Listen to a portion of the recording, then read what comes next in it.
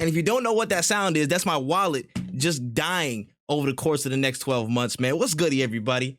Hope all y'all doing well. Welcome back to another episode of No Cooldown Podcast, man. We had to skip last week. We took a little breather and let all these different conferences soak in. Everybody in the live chat, we see you. What's going on? And of course, we're here with a new little look, you know what I'm saying? Doing some nice little things here and there. Nice little layout, you know what I'm saying? Updated some shit right here. And we are here, of course, with my podcast partner in crime, as always, One Easy to God. One Easy, how are you doing, good sir? I'm chilling. It is a packed day for me, but we're here. We're live. Facts. Packed day with a PS5, bro. You already know what time it is, man. Yes, sir. All right. Yes, sir. I definitely have it. Like, you know, I have the controller right here charging. Oh and this my is the, gosh. This is the one that I bought when the first control, when the console dropped. I bought one because I was like, I need to look at this every day to remind myself to get one of these bad boys. But we got it. It's lit. I would pick up the PlayStation, but it's heavy. Vindicated. This nigga's vindicated, bruh. Oh my gosh. If you guys haven't seen it, man, go check out One Easy's Twitter, because this man posted possibly the funniest pick of the month. This man was sitting there like Kobe and he had the chip. He had the whole championship. It was some of the funniest shit ever. I'm still laughing off that. But yeah, he told y'all to get y'all money up, broke boys, and have fun out there.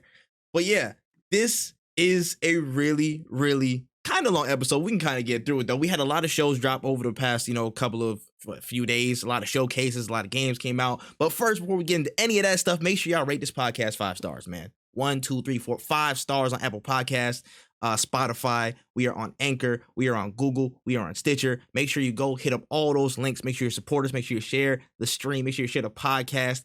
Get on it, man. Get on it, man. We're trying to get up out there, man. Listen, we need to buy more PS5s and stand on broke boys. That's all I'm saying. That's what we need to do. But we got a few stories to get into before the main shows, so we're going to get into some of those. When are you ready, sir? Born ready. Man, let's get into it, man. Let's get into some of these stories. So first up, this week we got a celebration stream for the 15th anniversary of the Assassin's Creed franchise. Shout out to them. And in that quick presentation, we got confirmation that they will reveal the next step in the franchise in September. Now, with rumors of a large-scale experience labeled AC Infinity and a smaller AC game being rumored, across the way, the speculation is pretty much ramping up again. What's next? What are we gonna see in this next Assassin's Creed title? What's going on, Wayne? How you feel about it? I think that I don't know what they're gonna do for this small scale. I don't want to say it's gonna be a phone game. I really hope that AC Infinity isn't going to be a phone game. I don't know why. That's just what I feel like Ubisoft likes to do, is like, what makes the most money? And they're like, oh, is it NFTs right now? And it's like, I don't know. So like they're definitely in the mobile market a good amount. I hope AC Infinity. I really hope they're not promoting a mobile game, because that's really only going to destroy the fandom. Like, there's no way, right? Like, so we all agree there's no way. No. I think the only thing I think I could see Assassin's Creed finally doing is something that they should have done a while ago, and that was making a Assassin's Creed game with ninjas, or like samurais or something. And I think that after the success of what's the word for it? Ghost of Tsushima? Yes, that's the game. I literally have it downloaded. Yep. After the success of Ghost of Tsushima, they wanted to go, and I think that they saw that, wow, you can have a cool stealthy game without having like big buildings to climb on, especially after doing Valhalla. I don't see them not going this angle. Yeah. But the thing is, if they go that route, they now have to compete against Ghost of Tsushima, because you're not going to make a game about ninjas and then think to yourself, oh, they're not going to remember that one amazing ass game. Like, come on, bro. We're gonna compare. That's the beauty. That's what video game culture is. We're just gonna compare shit to shit. Yeah, no, 100%. I'm like, where do you even go from here? I did Valhalla. What you gonna do? Like early 1900s, World War I? You're gonna just skip forward in time? I don't think that's gonna be the case. I feel like it's either gonna be this giant. It's either gonna be AC Infinity, or it's gonna be that that take on like a feudal Japan, like with the ninjas and stuff like that. I feel like that's going to be one or the other, but I'm leaning like 60-40. It's gonna be AC Infinity, man.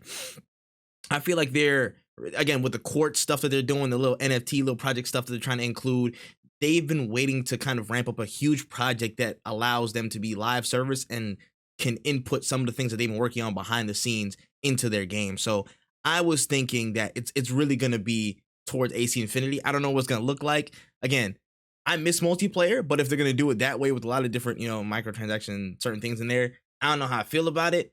But that's what my money's on. If I was a betting man, I'd say 60-40 towards, it'd be 60-40 towards the AC Infinity, which sucks. Yeah.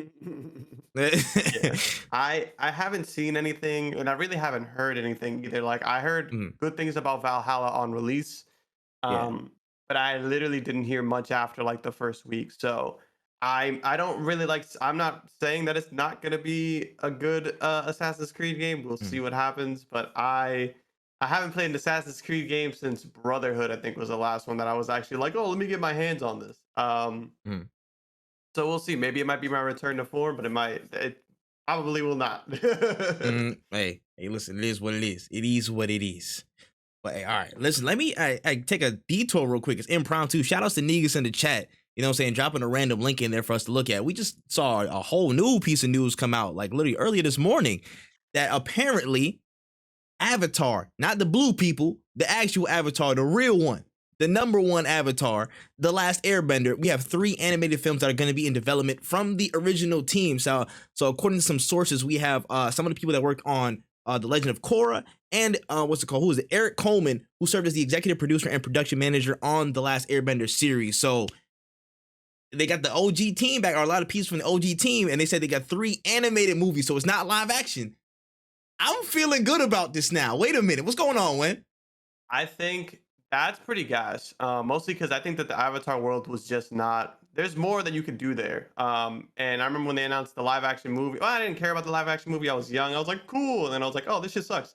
And then now that I'm an adult, they were like, oh, live action Avatar. I was like, why do we keep having to rehash things? Like, there's ways of making money off nostalgia without redoing the same exact thing. And this is I don't want to say this is a perfect example, and then like a few years later find out that this shit sucks. So I'm gonna say this is an example of taking what we have and like moving it in a direction. Like, we like Avatar, let's see some new stories. There are a few areas I would love for them to cover. I remember in one of the episodes of Korra when she meets up with the first Avatar. I cannot remember their name. Not Kyoshi, but like whatever the first Avatar Wan or whatever. Yeah. I remember when he, at the end of that like little episode or saga, we see him like on a battlefield dying. Like, I would love to see what led up to that. I would love to see areas, maybe even like having movies about like what the other kingdoms did in all this time, because you're not going to sit here and tell me that the Fire Nation was the only nation to ever do anything bad. Like, what if you had like an Earth Nation? You know, like the bad guy in this one. You know what I'm saying? Like, I think it would be sick. You can't tell me that a Dai exists and then these men weren't bad at some point. Like, come on now. You know what I'm saying? You can't have secret police and be the good guys all the time. What happened to all these bloodbenders? Why are they just gone out of a sudden? Why they outcasted? What's happening? But you know what I'm saying? What's happening? Like, I really, really am happy. I'm happy, and I am restored in hope. Oh shoot. Hold on, wait. For those of y'all that do not know, we are joined by a special guest. We got to cut, you know what I'm saying? This is real impromptu, but we does this. It's all good. Listen, one of the 3 founding members, if y'all do not know of No Cooldown, man, the King is in the building. Shout outs to King. What's going on? King V, he's back. What's going on, man? My liege. I'm good. Thank you. Hi, guys. What's going on, man? How you been? I'm tired. I feel that, bro. That's definitely felt, man. But listen, we really do appreciate you, if you know what I'm saying, take some time out, coming back on the show. You know what I'm saying? It's been a minute since we seen you. But what's it called? Ages.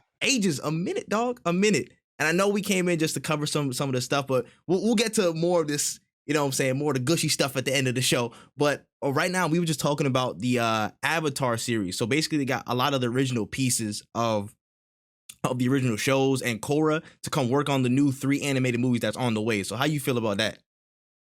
I didn't even know that was a thing. Yeah, they just got it's when coming the through. hell did they release that information? 11:43 today. Jesus. I think they should leave it alone. They should just leave it alone. They really? I think so. I respect that. I don't trust any. I fully don't. I respect don't that. trust anyone anymore. I just don't. I don't care. Yo, I don't trust anyone. I'm not mad at that. I'm honestly not mad at that, bro.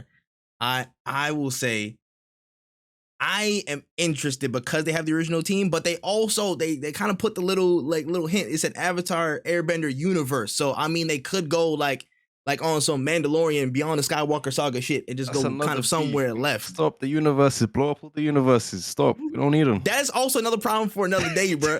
Yo, this man came in on smoke immediately, bro. I'm trying to be positive in this bitch. I'm trying to be positive for 1 second. We don't need universes. Uh, Just give us listen, good solo stories that we can not enjoy and not leave. wrong, but niggas trying to Speaking my make money. language.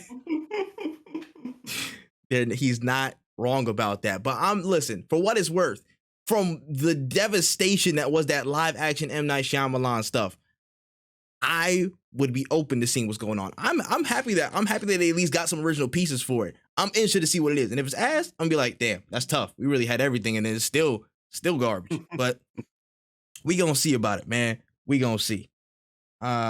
All right, let me move forward. Okay, so this was like an ironic ass piece of news this week. I just want to gloss over it really quickly. So Netflix announced that a season 2 of the Squid Game is coming back, right? And at the same time, they kind of like opened a casting call because they apparently said and unveiled that they're hosting a real life Squid Game competition. So Netflix is going to host a reality series where 456 contestants are going to be in a Squid Game type of situation, and they have a grand prize of 4.56 million. What's that doing for y'all? What's going on? Sounds like Twitch. This is what's gonna happen. I feel like they're gonna do it, and they're gonna have Mr. Beast host it because like he kind of already did that, and they're gonna be like, "Oh, we're bringing him," and like it also. I don't think he'd accept though. You don't think he would? I don't think he'd accept. I don't think he would do it because they'd have all these rules and regulations, and he doesn't do rules and regulations.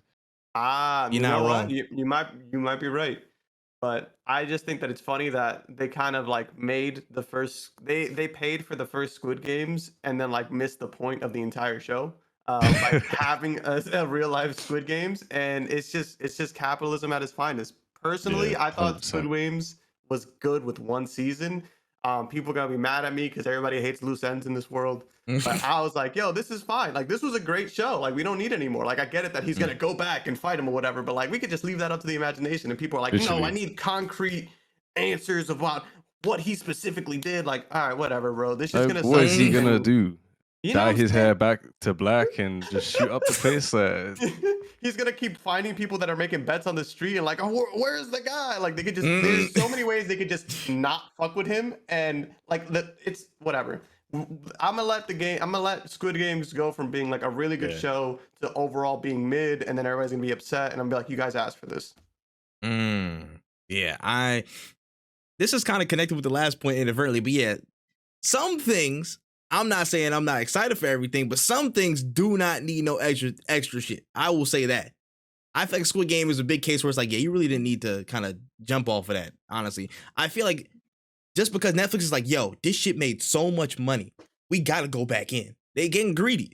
With this stuff. Simple as. And, you know, it's gonna muddy with, I guess, the legacy of the show or the impact of the show, whatever you want to call it.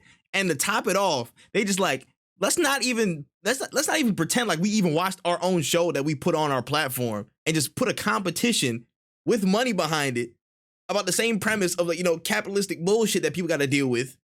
Let's just start out the window, bro. Let's throw this money up. That's real stupid. I ain't gonna lie. They here for this bag and nothing else. Man. That's freaking insane, bro. That is freaking insane. But yeah, Netflix, y'all niggas wildin'. But I know some people gonna sign up for that money, bro. I'm not gonna lie. Netflix is losing bad money at the moment, so. Yeah, where are they getting 4.6 million? Oh wait, I forgot. They cut all the animated budgets. Exactly. They was. That's all anime right there. That's all them anime shows in that budget, bro. Each week. You know what was good though? The latest Love, Death and Robots. That was good. I heard people. I have to watch it still, but people said that was a good return to form. Yeah, no, it was actually really enjoyable. Where I'm about to say, how many episodes in it? 8. Was it 8? Yeah, the number is still low, like season 2, but it was better than season 2 in my opinion. Mhm. Yeah, like the individual stories, each of them were like, okay, this is interesting. Apart from the last one. I actually like the last one a lot though. But it's one of those shows where like you will like shit that other people won't Yeah. like. It's a good show. It's all preference. Okay, that's fair. That's fair. That's fair. All right, I'm gonna definitely look back into that one. Okay, cool. On to the next story, real quick. There was some movement on the Texas Chainsaw Massacre game this week at the Xbox Extended Game Showcase. As the first trailer was shown off, we got a lot of claustrophobic looks of the iconic house in Texas, riddled with all the traps, the stealthy approaches, a few of the survivors or victims, whatever you want to call them, and the murderers. And it looked real gritty, man. They had some executions. This old man was like tearing somebody from the half up. Again, there's like asymmetrical multiplayer gameplay, so a 2v3 type of situation. Do you guys see the trailer? What y'all think of that? Put it in the bin. No. Yeah, I mean, like I saw it and I was like, ah, man, cool. I'm just gonna keep going. Like I ain't really like the movies. I'm not really gonna like the game. I'm not a big scary guy. No, Bro, that's I'm fair. genuinely tired of it. I'm just tired of it. I don't need we missed blood chainsaws. I don't need Dead by Daylight. I don't need whatever all those other games in that genre. Just go, just leave. Yeah, we missed you on the show, bro. Oh no, dead ass, bro. This man picked up everything. I love this. I can't even say. Hey. Nah, I like it. nah, bro. Y'all really wildin', bro. The Wonder Twins in this bitch, bro. Oh my gosh, it was great. It's fucking great. Anyways, this is great. I missed this right here. This is wonderful. Anyways, I think it's all right. But again, what it's gonna do to keep differentiating it, I think maybe the smaller map style might help it to kind of break through the duck and kind of break through the glass. I guess the glass ceiling of being a horror multiplayer game nowadays. But this is gonna be tough. I feel like it'll be like a pretty niche game, like again, like a Friday the 13th and, like one of them joints, but it might not really break, through that mold. I don't think personally. The asymmetrical game looks cool. The 2v3 actually would make some pretty dope moments instead of just one person being the killer. You have two people coordinating and stuff. I feel like that would make for some dope content creation moments, but you know what I'm saying? I'm kind of a jumpy nigga, so I'm not going to be playing this off rip unless somebody buys it for me or like I'm just somehow persuaded into it through a bunch of friends. I'll play it, but otherwise, it's cool. I wouldn't it play is this what it if was. you put an RPG to my head. Oh my gosh. A whole explosive device next to your forehead. You could kill me and everything in the surroundings. I'm not playing this game. Bet.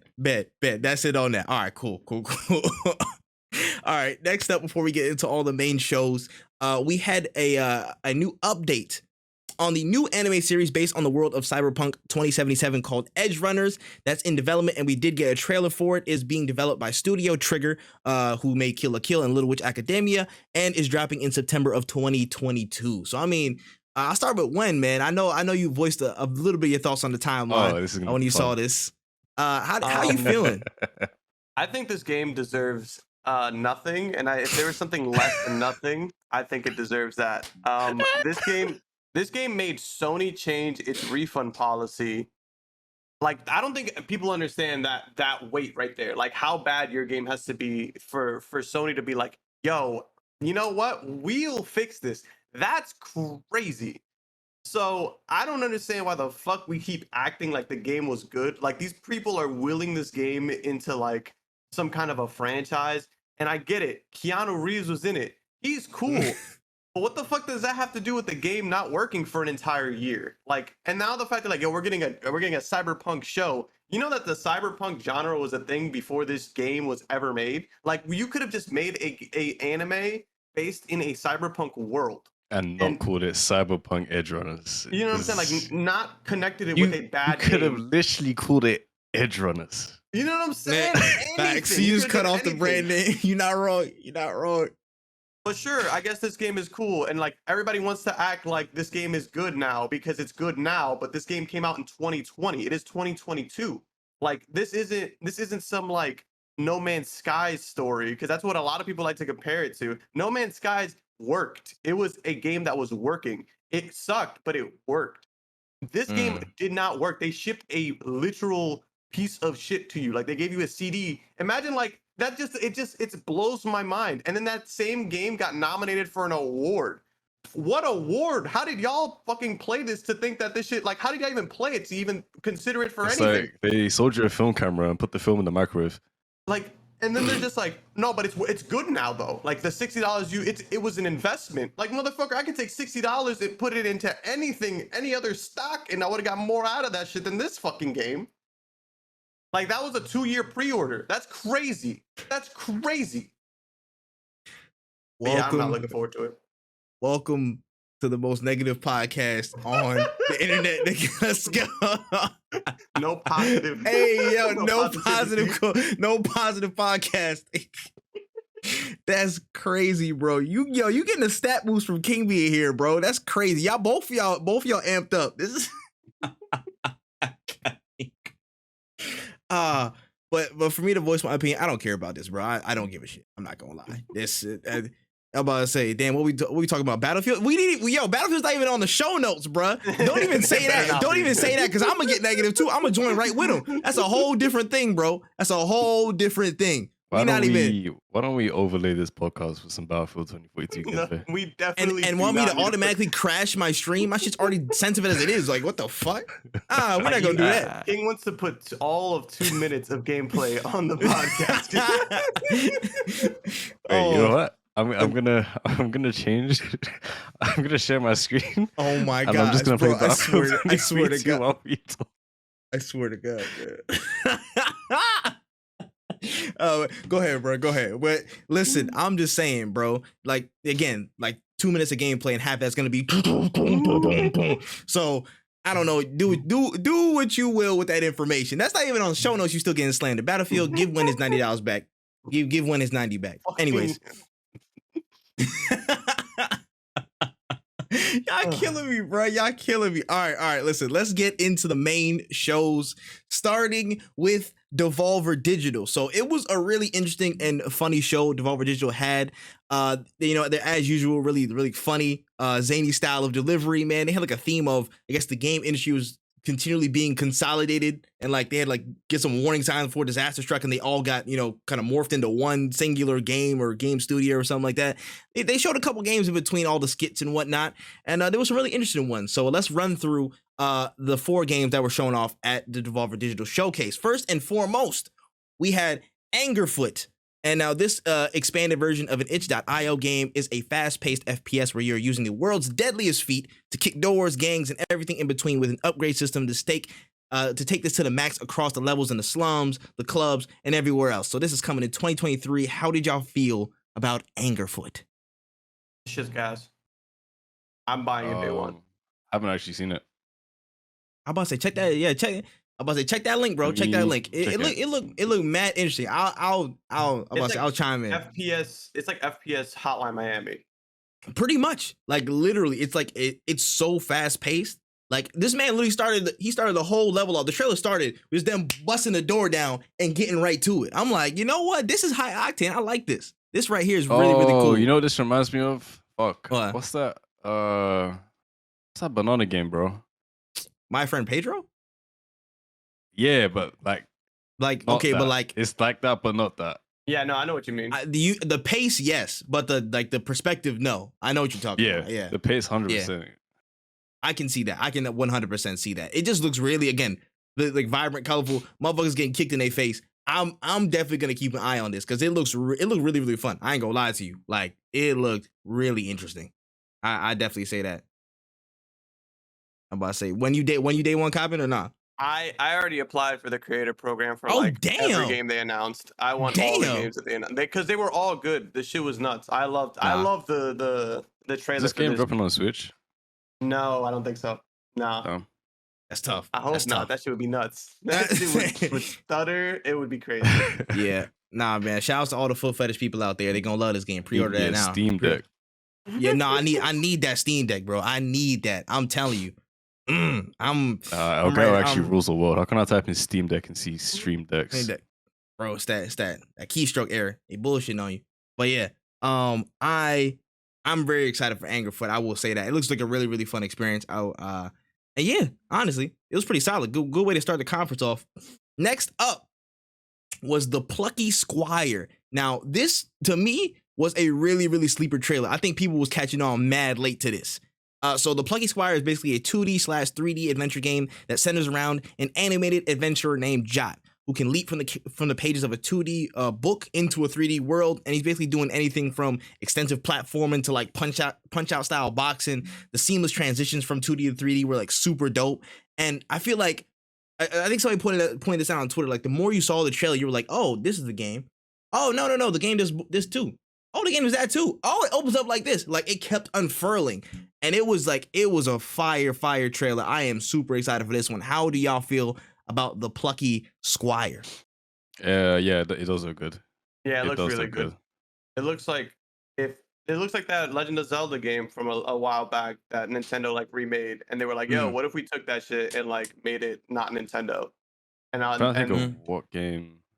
Kind of like if it's very different, but it's still kind of similar to Paper Mario in terms of Yeah, you can literally go through same the premise. Yeah, different perspectives. Like, literally hitting different perspectives and stuff like that. It just like again just took it to the notch with more 3D-ish animations and stuff in between. Like he just goes into the room and runs.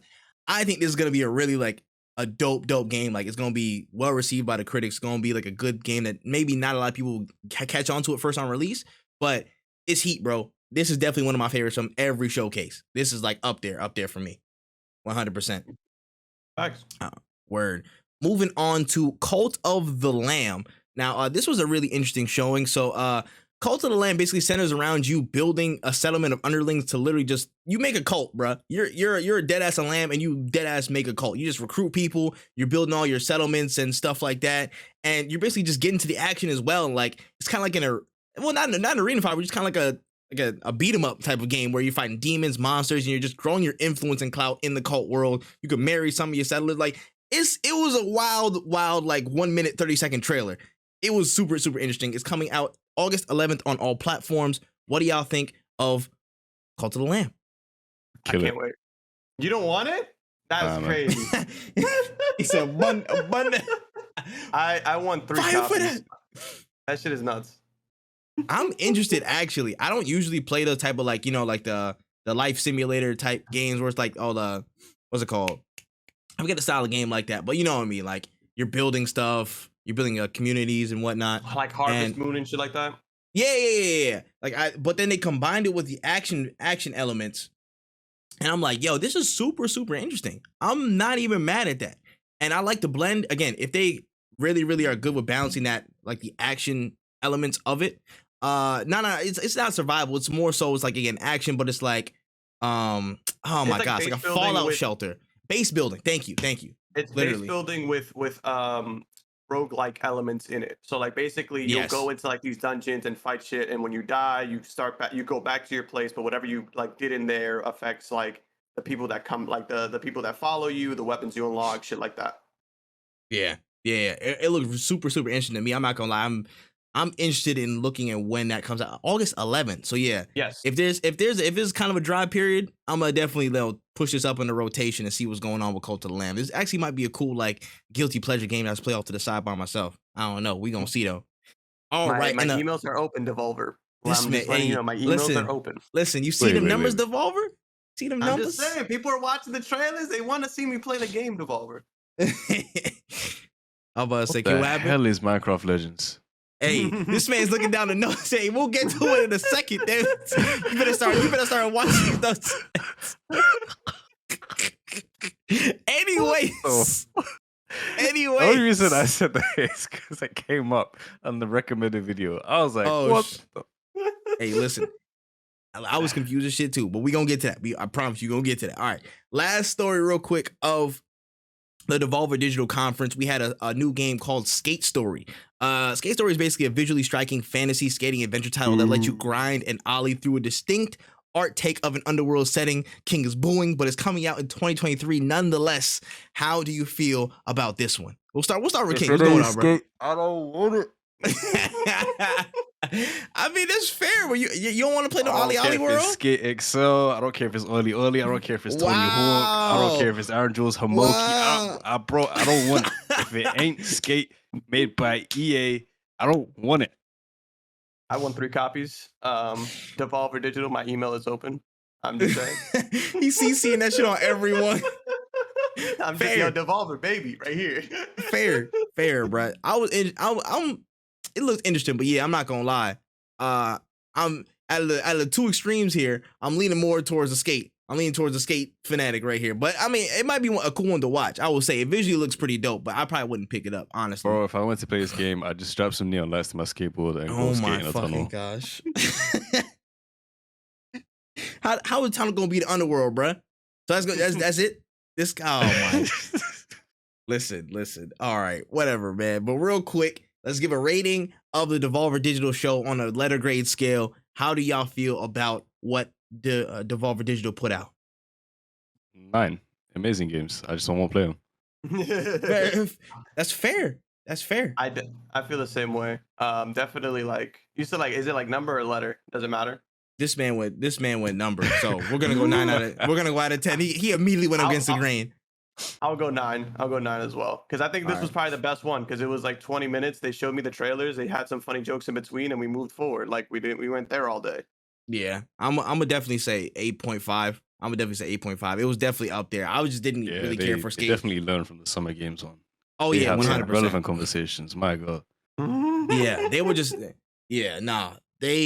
Devolver knows what the demographic is. They understand this time period of how lengthy these conferences are and what the ethos of them are, and go immediately opposite of whatever that is to bring a really enjoyable, just presentation. Again, it was 20 minutes, 4 games, but the content in between was enough to keep you engaged. Like you get a couple laughs out of it. Pretty solid.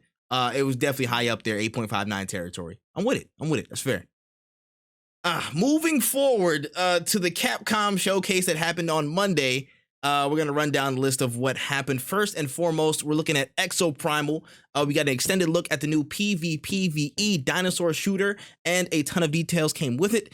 First and foremost, we have game centers. The game is centering around a team that's basically guided by a vicious AI named Leviathan, who's the source of all the dinos spawning in the maps. He wants all this data for battles and whatnot to make, I guess, his defense better. You have several modes in there like Dinosaur Call, which is a basic hunt, VTOL defense, like defend a computer, data key security, energy take, Omega Charge, a couple modes in there similar to like push the payload. You have several classes to pick from, like a sniper class, fire-based, tank, support, etc. And the game is coming out 2023 on all platforms and last-gen platforms as well. Thoughts on Exo Primal? Might as well just play Arc. It's free right now on Steam. Oh shit! Why you say that, bro? They got mechs in there. They got mechs. Really? Yeah. Holy shit! I think there are robots in Arc. They're in a map. Son of a bitch. Yeah, they got a lot of. There's a lot going on in Arc, but that's further down. We'll talk about that when we get to that part. Yeah. But I was actually disappointed by this because I was like, yo, this is gonna be a sick 4v. I thought it was just like me and the boys are just gonna get together, shoot dinosaurs. It's PvP, man. This is not the game that I want to play PvP. I don't want to get sweaty shooting dinosaurs, bro. This shit looks like it's gonna be hella annoying. And on top of that, I got to deal with other people trying to sabotage me, bro. I'm pretty good off. Like, imagine shooting all these fucking dinosaurs to get to the objective, and then somebody snipes you from across the map with a crazy loadout. Like, I'm off that, bro. I'm not playing that shit. Are you crazy? I'm good. Yeah, I got it. I'm not even gonna front. The more I thought on what you said something similar to that when we were looking at it and stuff, and I was like, I don't know what he means by that. Like, why would it be so difficult? But now, like, I looked at the trailer and it's like you basically start 2 teams at a different point, but you're in the same map and you're just racing towards the same objective, or you're pushing it, whatever. So it's basically kind of like Overwatch with dinosaurs, and then sometimes the dinosaur is the objective. So it's just gonna be mad annoying to get from certain points. My opinion. Have you ever been third party by Prowlers? Yeah, that's exactly how this game is gonna feel. Yeah, like you're gonna be trying to fight the Prowler, and then the one fastest moving mech is gonna come and kill your healer, and now you're fucked. You're like, what the fuck? The healer's dead, and the guy just fucking did a crazy boost jump back to his base or whatever the fuck. And you're like, cool, fucking great gameplay. Why can't we just have people fighting dinosaurs? That was a sick ass fucking. That was an awesome concept off the rip. And now we're just like, nah, let's make them fight each other. I already fight enough people in my life. Yo. The negativity in this episode is unmatched. Get me on fucking Stardew Valley, bro. That's fucking great, bro. That's great. All right. Exo Primal, I'm still interested. I want to see how it runs. I signed up for the closed network test. It is now open on their website. You know what I'm saying? If they got some know what I'm saying? Career program, you want to get somebody in. I get in where I fit in. But that's not the point. Looks cool. We'll move on to the next one. We got Monster Hunter Rise Sunbreak. We got some details on the latest expansion, which will include the return of the jungle map for Monster Hunter 2, monster reveals including the return of Daimyo Hermitar, Espionage, Pyarachna Kadaki, and Gormagala from Monster Hunter 4, alongside more free content updates that will drop in the fall, winter, and next spring. Sunbreak is set to release June 30th of this year. So, King, you said it looked good. I'm about to say, how you feel about the rest of it? What caught your eye? But I enjoy watching people be happy play this game. Yeah. I do play the game. I haven't played this game in a minute, but I'm definitely still copping this DLC, because Monster Hunter is one of those games, like, if you're a Monster Hunter fan, you can buy one game and you'll have enough like content to play for a long ass time. The expansions are always good. They always bring new things that are like benefit the community. Like, they're very tapped in. It looks good. The only issue I had with this was that, like, I just felt like it was like a little too long, because they would show you, like, they would show you demo, that there's going to be a demo, and they'll show you a little bit of gameplay of the demo. And then right after they showed you that trailer, they would talk about exactly what you just saw. And it's like, I just saw this. I can read the screen, you know? Facts. It was like they were double dipping. Yeah, so like it's not bad, but it was just like the actual format of the showcase could have been like, you could have cut this down a little bit. Yeah, but it looks really good. Not wrong. And we can get to the overall thoughts of the showcase, but then the frames were an issue. I'm not necessarily playing this. I don't really play Monster Hunter like that. I did want to get into it at one point, but I just don't.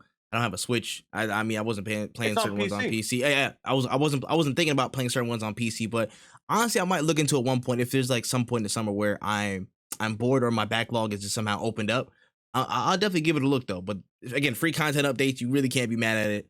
Solid showing. I give him that. Okay. And then pretty much the last thing, yes, there was like a fucking, like 3-minute stint of Street Fighter 6. Like, hey, we got more content coming, but we're not going to show you it today. So I didn't put that on the notes. So don't even worry about that. The last major point was Resident Evil. A lot of Resident Evil stuff dropped. We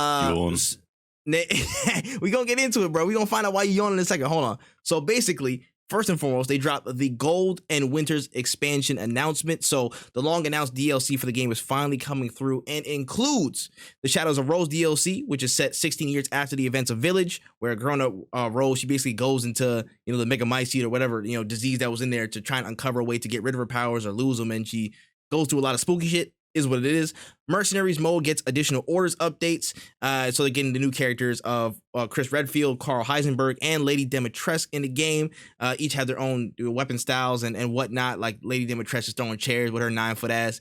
A lot of shit's going down. And then they announced third-person mode for Village. And they also announced Resident Evil Reversed is coming this year. The PvP deathmatch thing. They had another update for it. It wasn't really new footage. And all of that is coming October 28th, 2022.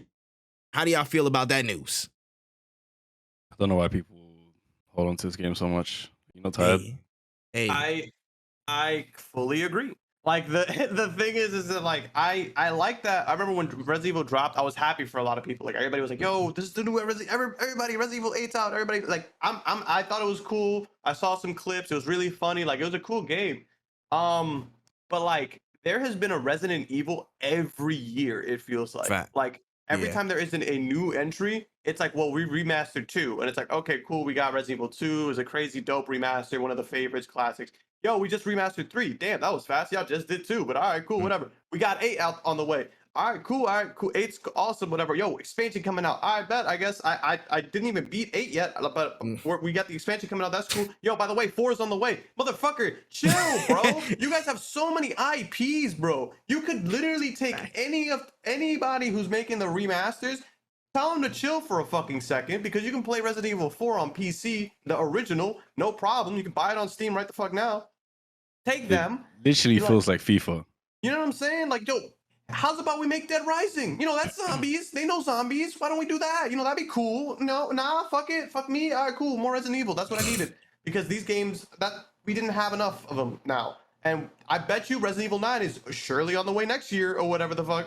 And that's my only issue, is that like, it's not that I don't like Resident Evil. It's that there's just too much. You guys are making this shit look like Assassin's Creed. Like, we have enough. Yeah. Nah, you're not wrong. And I will say this. after this, y'all need to slow down. But 4 is my favorite, so I don't give a fuck what y'all say. I'm still playing 4. I don't give a fuck what y'all got going on, bro. I ain't gonna lie. We gonna get this remake. We gonna get this one. And then after that, we'll figure out what's going on after. But I would say, in general, there's at some point, like some series just don't need, like serialization, like things, you don't need to be circulating every single year. I feel like Resident Evil is one of those things that doesn't need to be like an every year thing. I feel like, usually it's kind of like that, when it drops, you have that whole, the period, like when Biohazard came back, it was just Biohazard. It was just like that in a big space for like 2 years or 2.5 years, something like that. And then the next thing came through. Like, oh, okay, cool. Yeah. And like the other small, like a small thing dropped here and there, but it's not like a mainline big joint. I don't think Resident Evil has, how you say this? It has the momentum overall in the entire series to be like an annual thing and people to be continually excited about that type of stuff. I feel like it's like, it can be an insular thing for the moment, and it usually has longevity. People kind of dig through it and they kind of keep it going for like a good, few years until they look at the next thing. But I will say this: get 4 in, and then it'll slow down. All y'all need to do is relax, wait a few years. You know what I'm saying? Remake Code Veronica. Stop making any more remakes, and then just go focus on the next line, like Resident Evil 9. That's all y'all got to do. That's literally it. That's my 2 cents. But yeah. Y'all about to say y'all gonna yawn about it. I still want 4, so fuck y'all. I'm not even gonna say this Resident Evil 4 remake news. Just know I want the shit and it's coming. That's all I know. March 24th. Resident Evil 4 right now. It's out already. Oh my fucking god. Fuck you. I'm about to see where's Resident Evil 4 on Steam. Fuck you. Fuck you. Listen, I done played that. I want the remake. I want the remake, damn it. I'm just saying, for me personally, too. Very reasonable price. Hey, listen, I'm just saying, for me personally, this one warrants it. I understand everybody's been looking at all this shit, but I've only seen most of the Resident Evil gameplay and stuff. Like, I played a little bit of Biohazard, but I haven't touched RE2. I haven't touched RE3. I haven't touched Village. I just watched motherfuckers play it because I didn't really care about those ones like that. But RE4 is my favorite. That's one of my favorite games of all time. And in my mind, they haven't done any other remake since 2005. You know what I'm saying? They haven't done any old series shit since 2005 when that shit dropped. So in my frame of mind, this shit is brand new. I don't know what other shit is going on. They're doing great, but I understand the main point of they need to slow down. Fair. All right, man. Total thoughts on the Capcom show. Let's do a letter grade this time. Let's do a fucking letter grade this time, King. Damn it, bro. Let's go Wen first. How'd you feel about the show? Overall rating. Probably the weakest show, so I'm gonna give it a D. Like, it still showed us new shit, but it was very weak. It's like I didn't need half an hour of Resident Evil. Facts. King, how you feel? F. Could have been emo. I'm gonna give it a D plus. I'm gonna give it a D plus, honestly, just because of the fact of got some more different shit. Exo Primal looked kind of interesting, but the frames is definitely what took it down for me. I would have given like a C minus, would have been passable, but the frames throughout the show, I literally refreshed the stream. I went to 2 different streams. I went to the Game Awards one. I went to the Capcom channel. The frames were terrible on damn near everything. It was not good. The delivery of that was just bad. So it took it down for me. And yeah, that is what it is. So all right. C minus, D plus. I see some F. I'm about to say could have been an email. Fair scores. And let's move on to the next one. So we had the Summer Game Fest show. The Mountain Dew and Doritos Pope himself was hosting. He was rattling through a bunch of stuff, and we're going to go down the line and see what came through. Not going to be in show order. Let's first start off with this. We got a first look at Aliens Dark Descent, which is basically a new title in the Aliens franchise, of course, which looks like kind of like a bullet hell type of game. Kind of like a top-down style shooter, similar to Helldivers, if y'all remember that game from a couple of years ago. It's going to be likely a squad of 4 taking on hordes of xenomorphs and robots to survive throughout different space outposts, set to drop in 2023. How are y'all feeling about Aliens Dark Descent? I'll pass. Oh, wait, I just go back. Are we talking about the Summer Space Games Festival? Yes. So,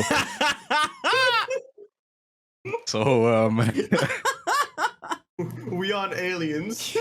We had the first one, bro. We had Alien Dark Descent, bro. Alien Dark Descent. Oh, yo, bro. Hold on. Let me put the shout out in the chat, bro. Shout out King, bro. I think most of the games that I saw, even if they were literally the same game, copy and pasted, made by different people, they looked okay, but I'm passing. Fair. That's fair, bro. You might as well just play Mass Effect. You're not wrong, bro. And Mass Effect is a classic. I will let y'all know. I'm about to say this is a random side note. Whoever put that slanderous report on me in the streets, I'm on your ass. I know exactly what's going on. But nah, for me, Aliens Dark Descent is kind of a pass. I still need to finish that Fireteam Elite game. I don't really do like top down stuff like that as much anymore. And if that's the case, I would just go and play Helldivers. Like in my opinion, my personal opinion, it might be a little bit different, but I just go play Helldivers. Helldivers, Diablo. There's another one. There's another alien like top down game on Steam that I think is like 10, maybe even free. Like, I'm good. Yeah, nah, I'll pass on this, bro. But yeah, listen, yeah, Xenomorph, you looking good. You know what I'm saying? Yeah, shout out to the smooth head. Pause. Y'all got it. Anyways, on to the next one. We had a new horror experience built up in Unreal Engine 5 called Layers of Fear. Playing a lot on the psychedelic elements that is billed as a remaster and sequel to the older VR Layers of Fear games. Thoughts on this? Pass.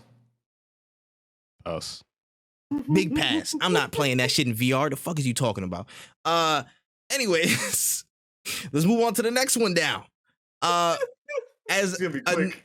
No, bro, we running through half of these bitches, bro. I'm telling you, bro. This shit wasn't. I'm about to say something. We'll talk about it though. We're gonna talk about it. Next one down, we had a new look at Midnight Suns.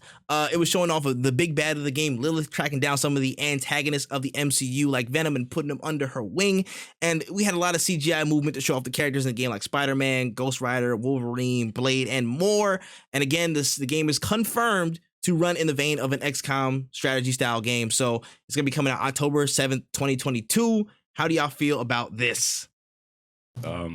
Honestly, I'm not excited anymore. Like I am, but I'm not.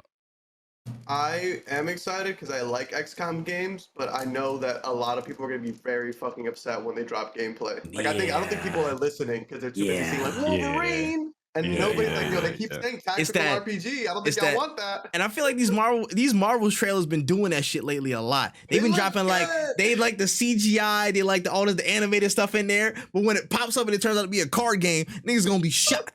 Niggas is like, what?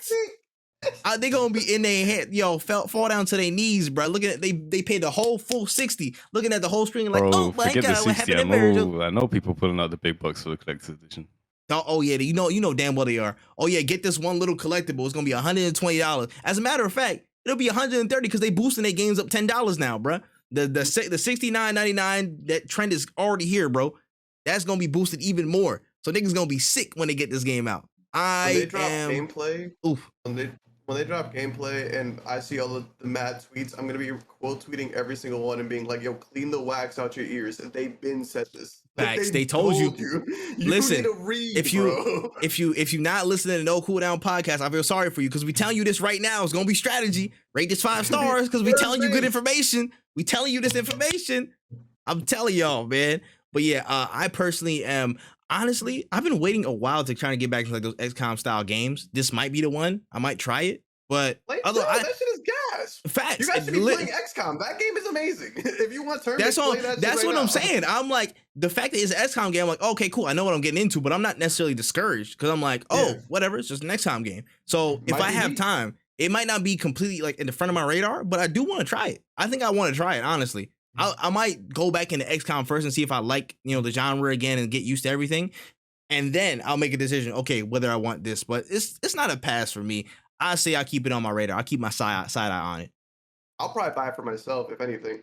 Yeah, fair. We got a new gameplay trailer for Gotham Knight showing off a bit more of Dick Grayson, aka Nightwing, that wild ass glider that he using and whatnot to get around the map. How do we feel about this? I'm happy I'm happy the game is called Gotham Knights because nighttime is when you sleep. Like I'm really trying to defend this game, but y'all not really helping me here. Like I'm trying to box for y'all, but y'all not in my corner. All I'm defending is the story, and even then, it might be a little bit difficult because I don't know what writing's gonna come out of this. I don't know for sure. I don't know, but all I will say is that gameplay is still looking ashy, and I am a little bit worried. I'm gonna put that out there. I've already aired my grievances about how the gameplay looks and whatnot, but I'm just saying it's a little. They need some joint right here, bro. They need to rub it up on the in between the digits, dog. Like I don't know, man. I'm very, very concerned for how this might play out. King. Wait 1 sec. One sec. Yeah, no worries. I was about to say, but yeah, nah, I don't know how I feel about Gotham Knights, man. It's just, and I thought they were gonna show something better, but they showed Nightwing, just Nightwing, and we already saw Nightwing gameplay. Yeah, so we just saw him and Red Hood doing this stuff. I'm like, I don't know why. I think that was just for PR. No Robin. Yeah, that was just for PR, bro. They really just like, oh yeah. We'll throw that. We'll throw him in there and make sure. Oh, Nightwing. Nightwing is cool, but I don't actually think he's like the most popular, like trendy. I think he is. I think he is now. Out of besides Batman, out of them. Yeah, no, I think he is. Because motherfuckers love him, especially in like the comic world. Like they love Nightwing. That's a fact. I think he's the most popular out of that bunch. It's like Nightwing, Red Hood, probably the other Robin, and then Batgirl. I would say in that order. What from what I've seen on the internet. But niggas love Dick Grayson and people love his ass. I don't know why, but there it is. You know what I'm saying? That's really what it'd be like. But I feel like that was the reason why they kind of put that specific trailer out there, because Nightwing is the most popular out of that group, in my opinion, from what I've seen. Yeah. But yeah, that's fair. But yeah, I'm not passing on the game, but I will say I am worried. If I try it and it's ass, oh my goodness, the dishonorable, all the things. It's gonna get properly roasted. We gonna see. Anyways, we gonna talk about Teenage Mutant Ninja Turtles Shredder's Revenge. The co-op beat 'em up based on the iconic franchise is coming out with a 6-player co-op mode online, now adding Casey Jones as a playable character in the game. It's coming out tomorrow, June 16, 2022. How do y'all feel about this? I think this shit's gonna be gas. I'm really excited for it. I showed my girlfriend and our friends, because I was hanging out with them on that week. I was like, yo guys, look at this TMNT game. And they were like, oh, the graphics look ugly. And I was like, you're actually objectively wrong in this situation. Ugly. I was like, you're smoking dope. How the fuck do you think that? They're like, I don't really like 2D graphics. And I was like, what generation? Like, because they're all gamers who started before. Like, I started playing games as a kid, like Super Nintendo. Oh, okay. So they popped up played like PS3s, like the soonest. Oh yeah, they saw that there. Yeah. I was like, y'all are smoking. They're like, I don't even know what's going on. I'm like, you don't need to know what the fuck's going on. This looks crazy. It's turtles fighting niggas. It's heat. Fighting niggas. Facts. Like, I don't know what y'all on, bro. I will personally say this. I've been waiting for a good co-op Teenage Mutant Ninja Turtle game for a minute. That last one online didn't work, so I didn't even try it. That shit was ass. And I'm about to say, I loved it, bro. From Battle Nexus days. I was on this shit from Battle Nexus days, man. This shit is heat. I'm buying this tomorrow. And listen, anybody want to run co-op? I'm here. It's on Game Pass. I'm not even buying it. I already got Game Pass. Anyways, I called dibs on Donatello, and yeah, y'all can have the rest of them. So yeah, that's how I feel about it. This is a cop. This is a cop to me. It's lit, but I'm tired of seeing TMNT come up, and it's just every single time pixel art. Like, pixel gameplay. Like, I want to experience. Yeah, kind of. That would kind of be crazy though. That would kind of be crazy, like a more detailed version. But it's literally just the souls. That would be an infinitely better game. That would be a much better game. I'm not even gonna lie to you. I'm gonna keep it a stack. That's a much better game. They just do parkour instead of all the random ass soul stepping on the Michael Jackson steps in the air. You know what I'm saying? Doing the Billie Jean shit to get from location to location. Just parkour, bro, and use the motorcycles. Like, that's literally it. Yeah. Like, come on, bro. Listen, niggas, don't worry about it. He's only saying this because he's young. He's saying this because he didn't grow up with him. He don't know. Listen, but I will take all the smoke. Point. I'm 20 and I'm proud and I enjoy what I enjoy. I'm not saying that's a bad thing, bro. You just have a different perspective. That's all. I'm defending you. I'm just saying it's a different world. It's a different place. All right. This shit is gas. Nah, for real. No. It's fire. I will never have the same perspectives. Like, it's awesome. I'm open minded. I'm definitely way more open minded, but that's why you on this goddamn show. That's why you here. But anyways, let's move on a little bit more. Hold on. What? What's that game? Streets of Rage? Oh yeah, Streets of Rage. Yes, literally. I enjoyed the shit. Streets of Rage 4. That's a classic. Enjoy the shit out of this. And this literally like in the same vein, just different art style, different characters, stuff like that, but same vein. Literally, just beat them up across the streets and you go. Basically, yeah. 100%. But yeah, what's it called? On to the next one, we have Saints Row. We had the Boss Factory trailer, so it's basically just more Saints Row gameplay, but they added a lot of the personalization and customization looks to it. As you run around Saint Aliso, you can save 6 different looks to pull out as you gain control of the town. You do all your random ass shenanigans. How did y'all feel about this? It is coming August 23rd. Could have been an email. Could have been an email. Yeah. They were just like, yo, there's a demo for you to make your character. That's sick. Facts. Okay. Literally, like quite literally, it could have been like not even that. You could have slacked me this shit, bro. I ain't gonna lie to you, bro. You could have hit me up in the DMs like, "Hey, yo, bro, we dropped the trailer, bro. Go check that shit out real quick." Are you guys actually even slightly interested in the full game that's dropping? Oh yeah, no. I am. Okay. No. Don't get that twisted. The full game, I will be looking at it. I will be there because the more I've seen of it, the more I'm actually interested in it. When it first has announced the remake, I was like, Well, yeah, you're right. The more they kind of tell us about it, the more interested I get. Because I'm like, it's another remake in there. I don't know how I feel, but then the more we talked about it, the more we explained through it, how they're kind of doing this again, reset back to more grounded levels that where Saints Row is really like flourishing. I'm like, you know what? Okay, I'm seeing more of it, and I saw like all the little tidbits and getting reminded of the Saints Row series again. I'm like, okay, cool. I'm with it. Yeah, y'all wasn't believers. Everybody was like, "Oh, it looks bad. I'd rather just play this. The graphics are good." While you play GTA 5, that's also game, and y'all play RP. Like fuck y'all. Y'all know what the fuck y'all talking about. That's especially people that play RP. That's wild. Niggas wilding. Wilding. Like, go play your game from 2013 and let me enjoy this shit.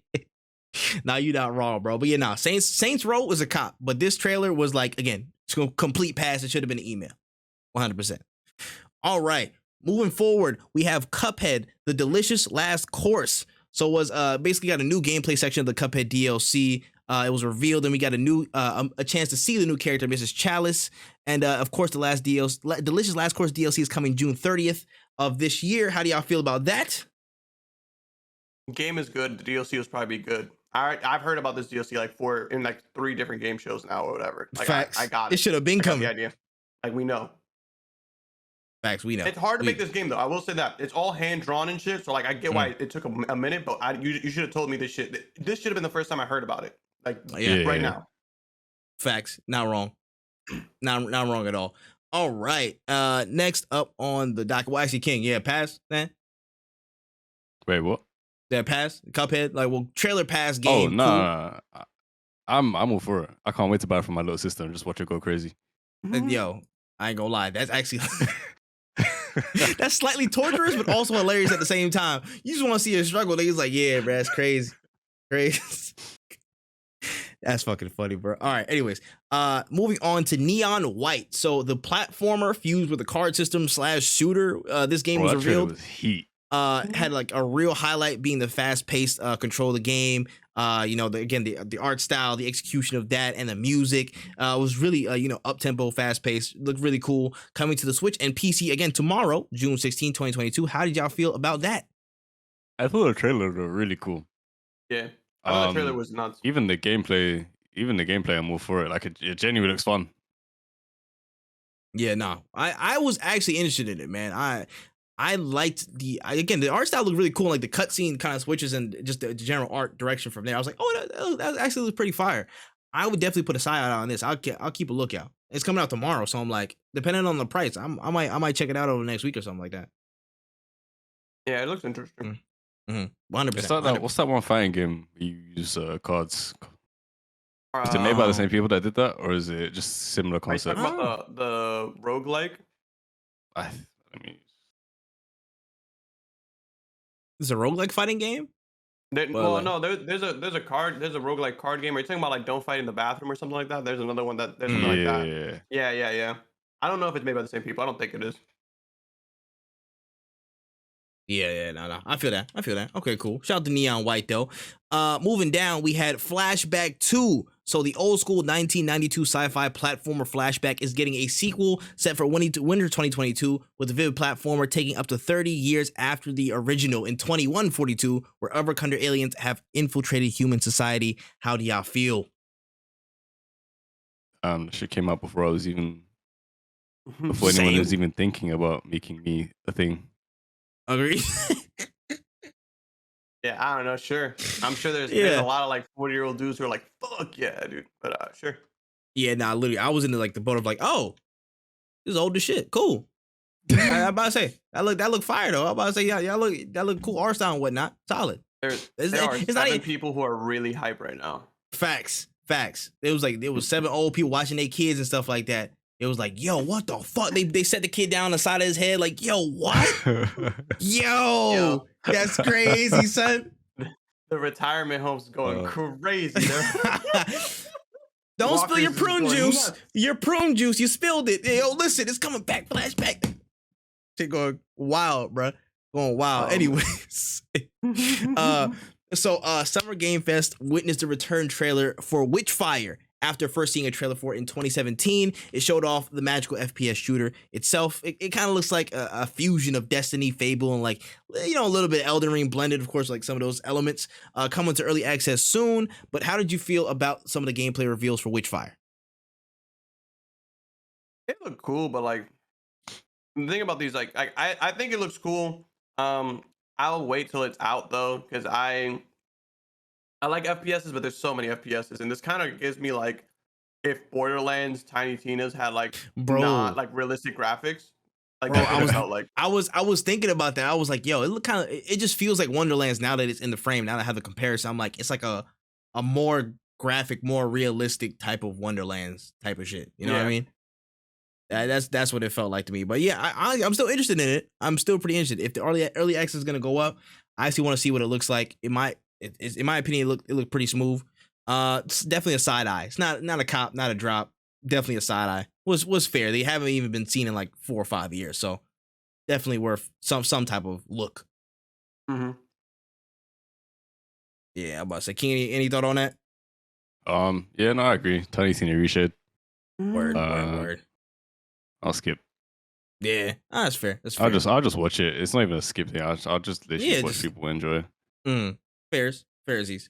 All right, moving forward to a new sci-fi thriller called Fort Solis with Troy Baker and Roger Clark, aka Joel from The Last of Us, and Arthur Morgan from Red Dead Redemption 2, respectively, starring in the cast. The plot kind of looks like you're trying to survive or escape from the title location on a distant planet as you navigate shady station members and hidden dangers all over the map. It looks pretty interesting, but thoughts on this? Shit just reminded me of Prometheus. Yo, a little bit. You're not even wrong about that. I'm not gonna lie. It doesn't look interesting. I'm gonna say this. For me, I don't give a fuck who's casted in there, bro. You could cast Denzel. I'm like, yo, that shit fire. But if the game don't look interested in the game ass, I'm like, okay, nigga, you casted Denzel for no reason, my nigga. That's kind of tough. But I understand some people using that star power of certain motherfuckers, like, you know what I'm saying, like Horizon had Lance Reddick and whatever, like, you know, certain shit like that. But it does, for me personally, it doesn't entice me to go get the game. It does not entice me or whatever. I'm like, oh, cool. People from, you know, Joel Last of Us. I'm be like, oh, I'm gonna Google that one scene he was in The Last of Us, and then that's pretty much it. That's gonna be like the end of my I guess my memory lane run with whatever actor you mentioned. But otherwise, I'm like, for now I'm gonna pass because it doesn't look too enticing. I didn't get too much from it, so it is what it is. It was just motherfuckers walking through hallways. That's what the trailer looked like. I mean, it was just hallways. Cool. Yeah, they gotta show us more. I got hallways at the crib. So I could have filmed the trailer right now. What's it called? Moving down to Routine. About to say this game was announced like a decade ago, kind of. I'm about to say Routine came back with actually did had some announcement for a year ago. Well, a decade ago, I mean. And so basically it resurfaced. Again, kind of like a robot killer horror type of thing, real claustrophobic spaces. How'd y'all feel about the showing for Routine? I see why King said that this was a horror spaceship, because this is all I bro. Like, I'm gonna get to it. I'm gonna get to it in my part when we rate this thing fully. But I'm like, damn, they was going crazy on this spaceship. I'll tell you that. It looks interesting, but it's another horror game. Yay. Yeah. Next. Pass. I'm not scared. I'm not playing that shit. Bro. It looks good, but I'm not playing that shit. I'm sorry. That shit looks scary as hell, nigga. I got too much computers and monitor screens in my house, nigga. I'm not trying to be paranoid about life. There's already too much shit going on. But On to the next. We got Stormgate, which is an ex-Blizzard team named Frost Giant Studios. They unveiled some new concepting for their new RTS Stormgate, as you seem to fight against demons with a team of mechs as an archaeologist team. That sounds pretty freaking wild on paper, but the beta is coming in 2023 with an aimed free-to-play release. How do y'all feel about this? Nice. Yeah, I like RTS. The reason I like RTS is like I like Dawn of War because of the lore. Like I love Warhammer. Yeah. I like what's the other one? StarCraft, because of like again the story and shit. So the story is really what's gonna sell this. It did look cool. I'll admit the trailer was really cool. So from a story perspective, yeah, definitely I'd be interested to see like just what is going on with this game. It's too early to tell for me, but like yeah, I agree. Like I'll keep it, but I'm not like fucking pre-ordering right now. Yeah, nah, that's fair. That's fair. I'm passing. I don't really. Yeah, I'm good. I ain't even see no gameplay for this motherfucker, but whatever. I'm just gonna throw that shit that way. But the concept looks pretty interesting though. I'll give it that. Anyways, on to the next one. We had High Water, which was an interesting action adventure title that's set in the world. Basically a society left destroyed by the prolonged damages of climate change, where society is basically scattered and roughed up, but has endured. Really, really interesting art style, really poppy art. How'd y'all feel about the look of this? I love the concept. Can you shoot people in this game? I think there is going to be like combat. Like I think there might be. Combat in it, but I'm not just sure. a low poly escape from Tarkov. Yo, it's crazy. I like it a lot though, because I just like it does the look cool of like global warming. Yeah. I feel like that's not touched on in games as much as you would think. So I'm really excited to see where this story goes, but we'll see what happens. Yeah. I think I would actually pick it up, even if I don't play it for that long. I'd at least want to experience, see if I could get into it. Yeah. Okay. That's fair. That's fair. I would definitely want to pick it up for definitely just the art and see how some of the systems will work. It looks like you can like go to different settlements and like, I guess grab an item from it. I don't know exactly what the narrative and the plot line or mission story is going to be, but it looks pretty interesting. And again, just another reminder that, the world is fucked. But interesting. Looks pretty beautiful. Cool. Anyways, we gonna push on forward to Honkai Star Rail and Zenless Zone Zero. So we got a couple of new games coming from the creators of Genshin Impact. The first one, Honkai Star Rail, is a new turn-based RPG, and Zenless Zone Zero is a futuristic third-person action RPG. It's showing off basically all the swordplay. Had a bunch of different characters. The beat was jumping. I ain't gonna lie. I was sitting there like, hey Bob, like, yo, shit, this shit kind of hard. What do y'all think about Honkai Star Rail and Zenless Zone Zero? Zenless look really, really fun. Yes. I think they both look really fun to me, but Zenless just caught me more because it was like a more intimate, like up close sort of. That's what the game is going to be about, sort of thing. The other one had me with too many questions. Zenless looked really fun though. My girlfriend loves Genshin. I was never really able to get into it. I heard Honkai is going to be more of like a regular game, not like a free-to-play gacha. Yeah. But I'm definitely more inclined to get Star Rail because I like sci-fi. I like space exploration and shit. But both of them actually looked really good. Like when I saw them, I was like, wow, this might be one of the stronger games out of this whole showcase, which is nuts. I think both of them were, to be fair. I would tend to agree. Again, once I did some research, and again, it was going to be more turn-based RPG. It's not going to be like a gacha game or anything like that. It was actually, I was like, you know what? I could see myself actually playing this for a little bit. Honkai Star Rail looked interesting, but I will agree with King. I was more inclined towards Zenless Zone Zero. It reminded me just like Metal Gear Rising, you know what I'm saying? Just reminded me of that like fast-paced style sword gameplay, like shit like that. You have multiple characters, different styles. Like it looked really, really like, again, just cool. It definitely caught my eye. I would say Zenless is more of a catch for me than Honkai, but both of them still look like pretty good when they first showed up. So kudos to them. Yeah. All right. Moving down, we got another view of the survival game Nightingale. You got more views of the crafting, enemy types, extent of settlements that you can build. I mean, thoughts on Nightingale? I can go before I even go. I'm gonna say I'm passing. I'm good. This looks good. Really? But I don't really play those games like that often. Like that wave of survival joints have just passed me. Honestly, I used to play them years ago. I had like the forest and all them shits like heavy, but then I just stopped playing them like that. I share the exact same opinion. Yeah, I'm the opposite. I actually love these a lot. just because I like games where I can just do me kind of thing. I don't like Yeah. Minecraft, but like I like almost everything else. I don't know why. Yeah. But if it has like cooking, building bases, because me and my girl do this shit. Me and her play all the time. That's why.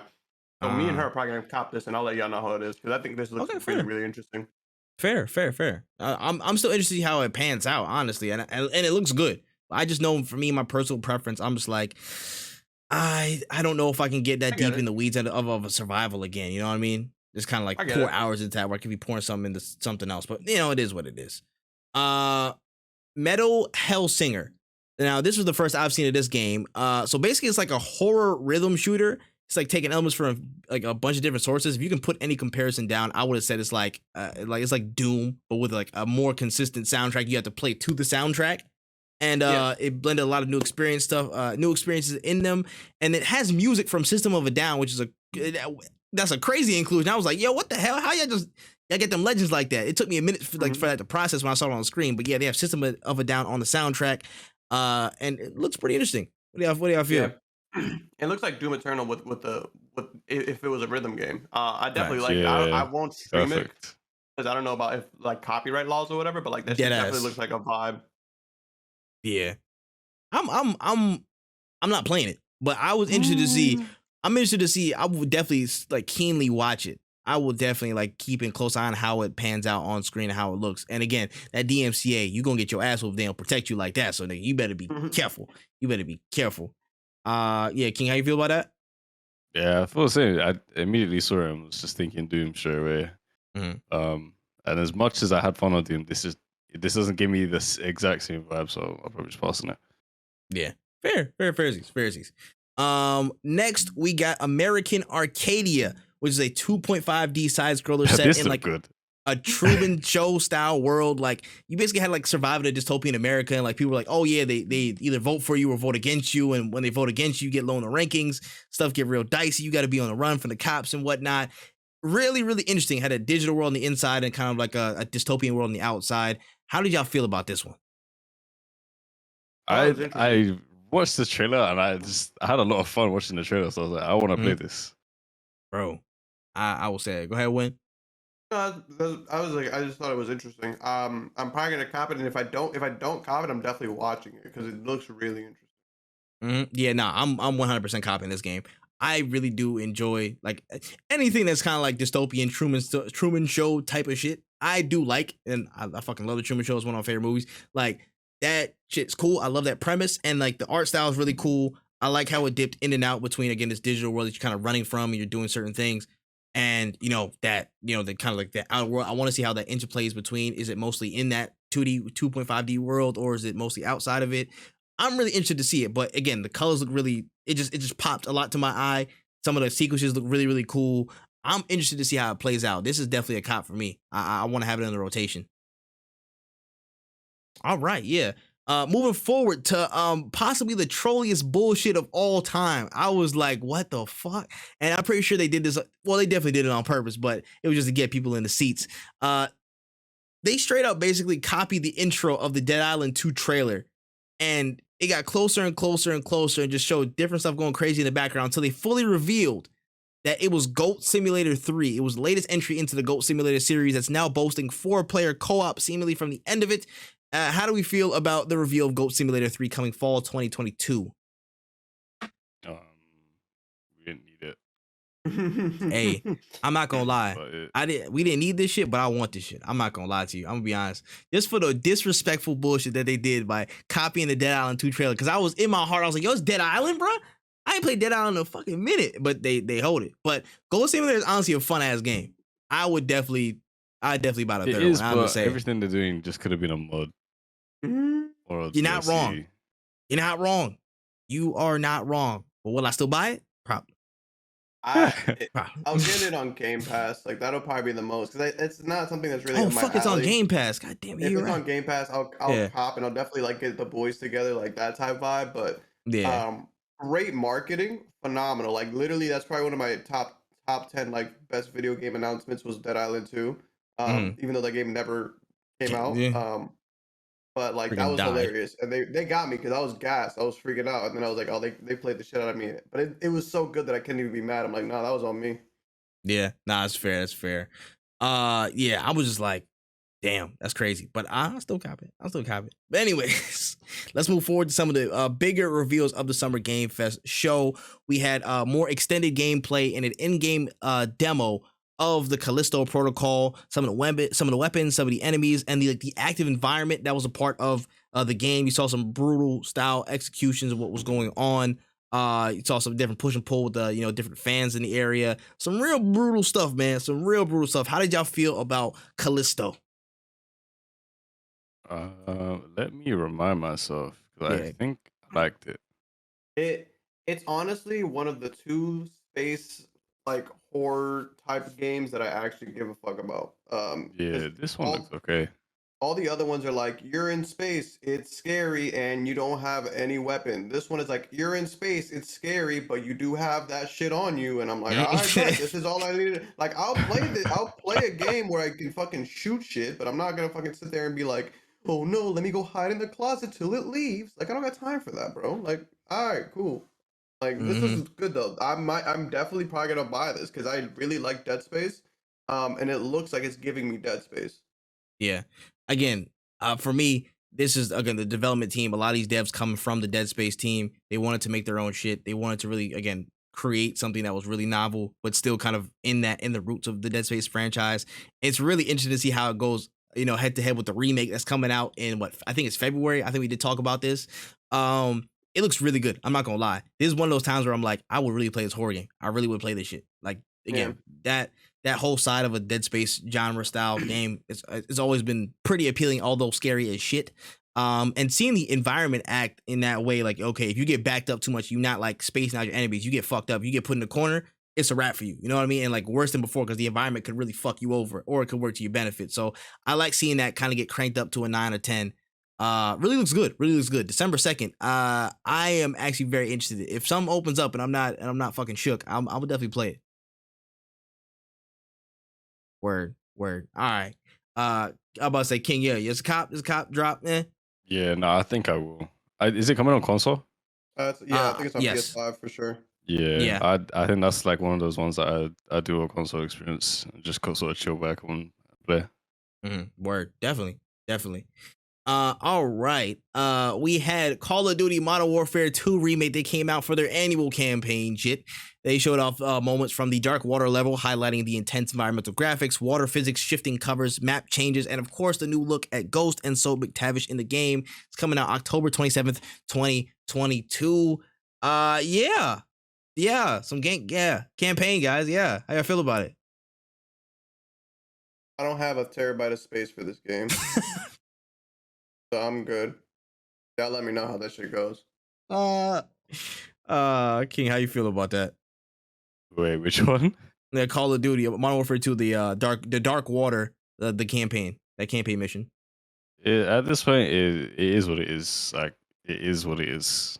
Yeah, I'm not saying shit till You they know? drop multiplayer. You know what I mean? Like, you know what time it is, bro. It's the usual protocol. I'm not saying nothing about this game really. I just say it's interesting. Campaign looks really beautiful, but it usually does because they can soup everything up on it. Like, cool. But you know why we here. You know why we here. It's the multiplayer. So we'll see you guys in like July or August, whenever you guys choose to reveal the multiplayer, and we'll judge the whole full package off that when we see it. When that open beta drops, literally. we'll see you then. But otherwise, it's just the usual bog standard campaign reveal. Stuff look cool. Shout out to Ghost and Soap. But yeah, you know what we're looking for. Anywho, we got another piece of action from Street Fighter 6. And this time we got a reveal of a new look Guile and his moveset in the revamped Air Force base stage. Just that, and in general, Street Fighter 6, man. How y'all feel about what's been rolled out for this? It looks different. I like it. I'm not even a big fan of Street Fighter. Like I think it's one of the goats. But I've never really been interested in playing a Street Fighter game. But this is definitely the one that I'm buying on release. This is definitely the one I'm gonna lab, and this is definitely the one I'm gonna play. It looks really good.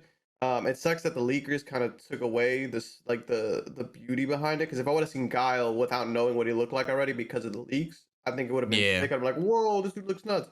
But like, it is what it is. He looks dope. I'm really excited to see how this game plays. And honestly, I just wish they would like. It's releasing next year, and I kind of wish they didn't tell me so soon because I want to play this game like right now. Yeah. Yeah, that's fair. That's fair. That's fair.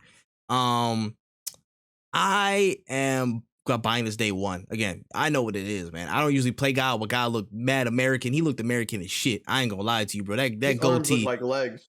that goatee was crazy. That goatee was egregious American. I ain't gonna lie. That was advanced American. This nigga was proud as shit. I tell you that. Nah, listen, I might have to ask him where he was on January 6th, but he still looks like a crazy developed character. Like it's different. It's different. But listen, Street Fighter 6 is making waves. I think it's gonna be a really, really great game. All the features and stuff that they're packing into this, from what it looks like, it's gonna be freaking amazing. And I am scared and also excited to get back into the fighting realm again. I gotta start playing Tekken because somebody did buy it for me in here.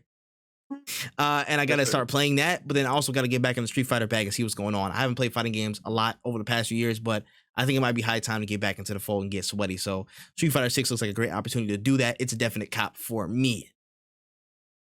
All right, getting to the second to last piece on the Summer Game Fest show, we had Warhammer 40K Dark Tide. Now, I know Easy himself got a little aroused when the new look trailer for Warhammer 40K dropped. Showed off a lot of gameplay on the all the different hordes of enemies you're fighting against, all the variety of different weapons you had. You had like magical spells, chainsaw, swords, big ass shotguns, huge ass knives or whatever. It looked crazy, over the top fun. It's coming September 13, 2022. How do you feel about this? Let's go to King first.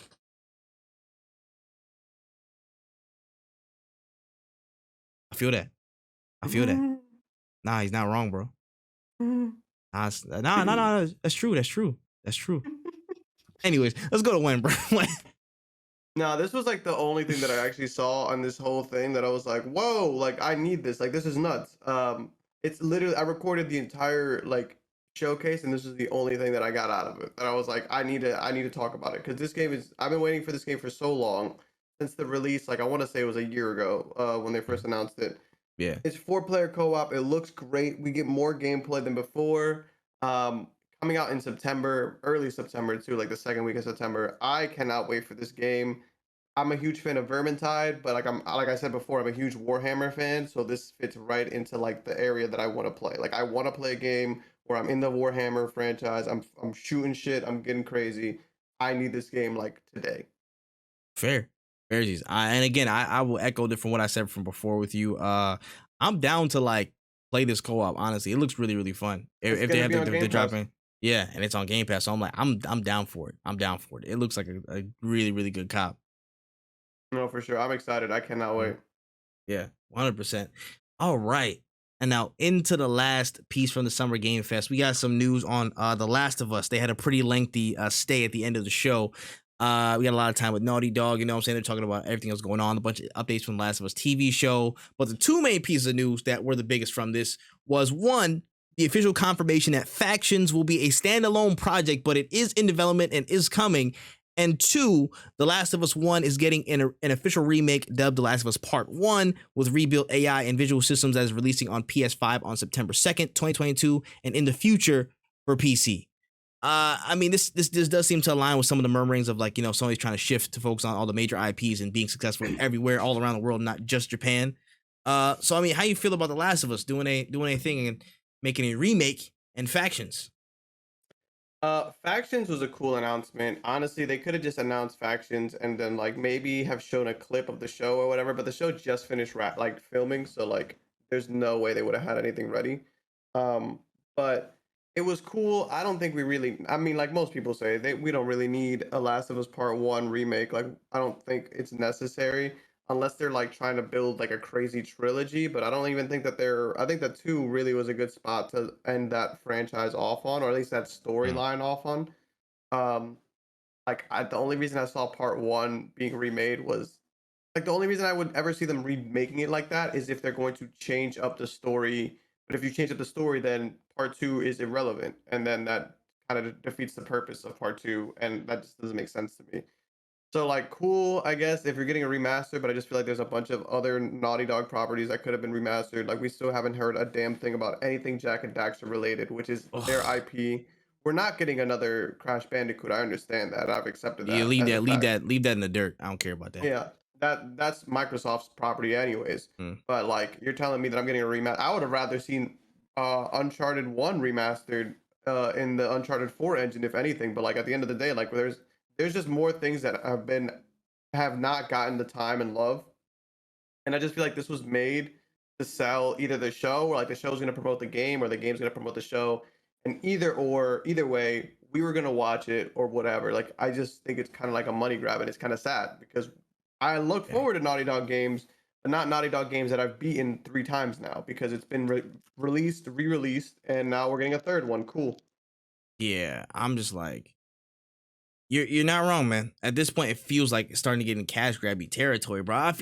It's like this to me. I feel like there hasn't been, every franchise at one point has to be like, oh, you got to push you out in front. We got to start dropping you like crazy. At one point, you know what I'm saying? It was, it was one series over another. It was the God of Wars that kind of got the shine. It was up front. You got to push these units everywhere.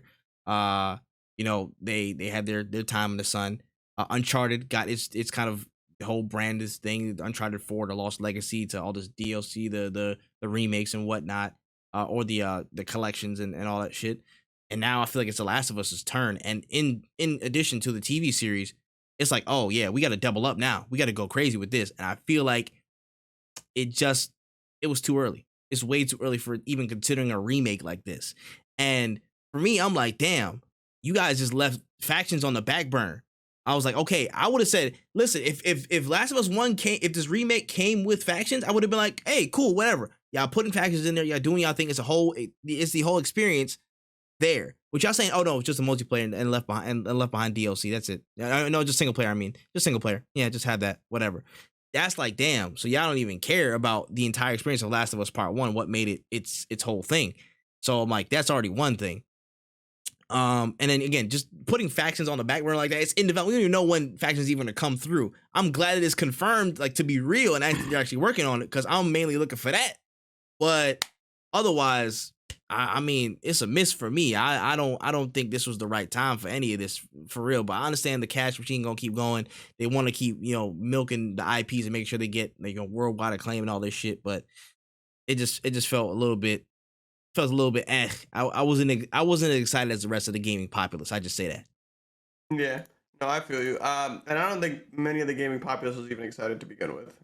It's very much been received with mixed reception. Mm-hmm. Yeah, that's fair. That's fair. But yeah. Okay. I don't know if King is back at all, but let's rate this show. Shit. Oh, this thing was I how you know it's wrong, man. I think the announcement for factions was absolutely useless to us at the point that they are in development. That's also true. I'm looking forward to the show, not because of the story, but because of the casting. And the remake, I was actually impressed. Like, they said remake, and I was like, "Fuck you!"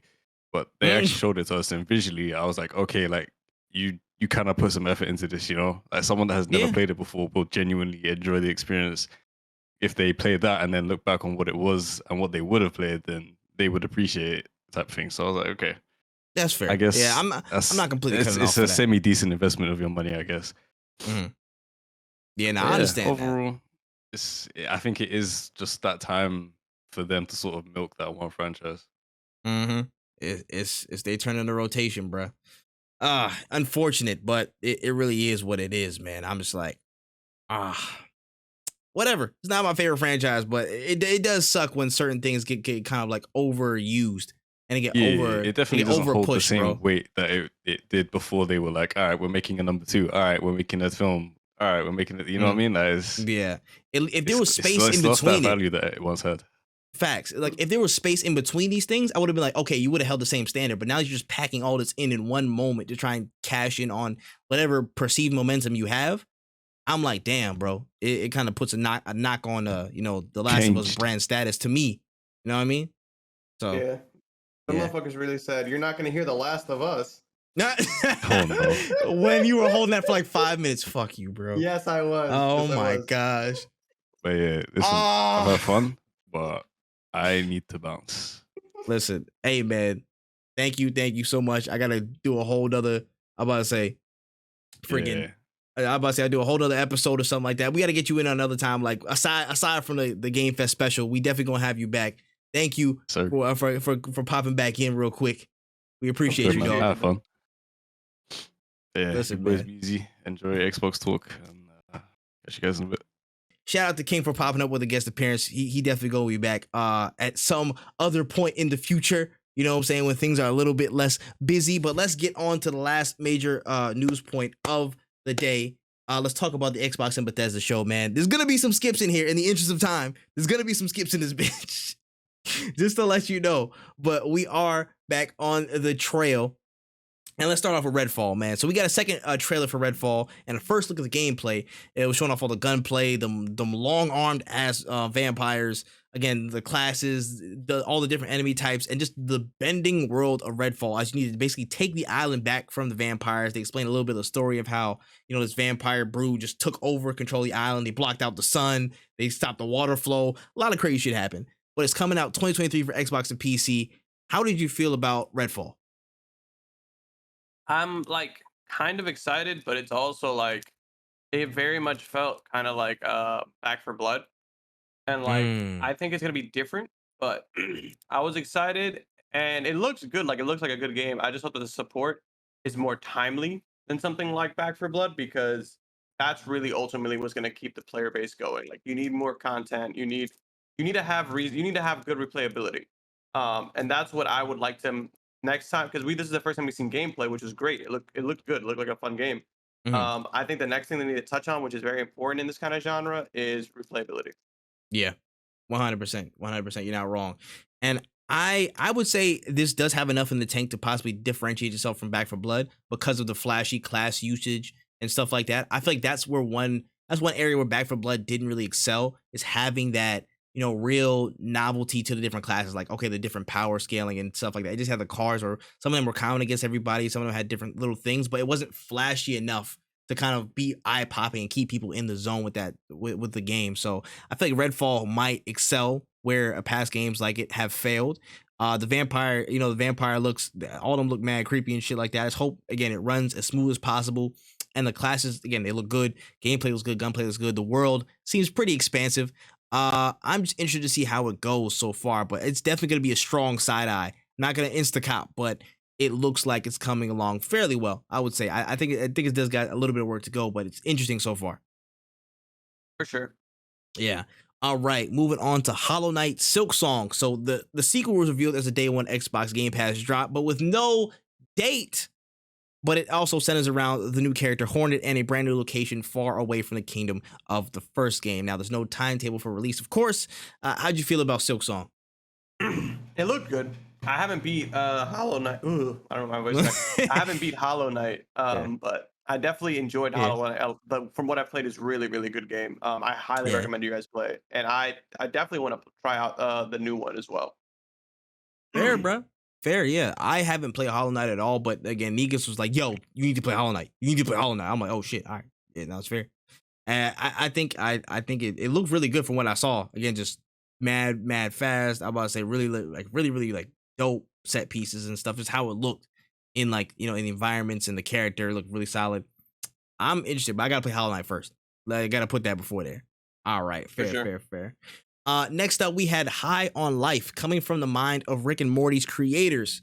High on Life is basically like some zany super FPS game. Had a whole host of like talking guns, interesting characters, a lot of different dialogue points. I'm not sure exactly what it's about 100%, but it's like super, alien based.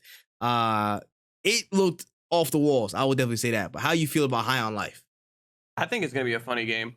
Interested for sure. If it's a Game Pass thing, then I'm definitely copping. But I enjoy their style of comedy, so I think it's gonna be a funny game. Yeah, nah, I agree. I think we did say this when we were looking at it. I think probably the strongest quality of this game will be that writing, and will be, that delivery of how we know shit like Rick and Morty and stuff like that. And they might have more license to do it because they don't have any stable characters. They have to I guess tend to or maintain or whatever like that. So it looks interesting. Again, I'm here for those funny ass games. I'm here for all that stuff. And the combat and the FPS stuff looks really interesting too. There was a game that Grizz did a video on. It was like Oddworld something. I can't remember what it was, but it just reminds me of like that live ammo, literally like animals in the gun. And it just had like that little influence that I saw, or I think that might have been a part of it. But it looks really interesting, and I'll definitely be on this. I'll look at it. Yeah. Let me see. Oh wait, did we rate the Summer Game Fest show? I don't think we did actually. I don't think we did. Oh yeah, let's backtrack just a quick second. If you're about to say rate this shit 5 stars still. But I'm saying out of 10 Summer Game Fest, I'm giving it like a 6.5. It's like C territory, C plus. As a matter of C plus. It didn't have too much shit that put it over the line, but I'm gonna say C plus. Yeah, I think C plus is fair. If it would have had like at least one more big showing of a game that I was interested in, I would give it a B minus or something. But like C plus seems fair. Like there are games that are cool, but I'm not super interested in. Like it wasn't terrible, but it also didn't like make me jump out of my seat, except for one game.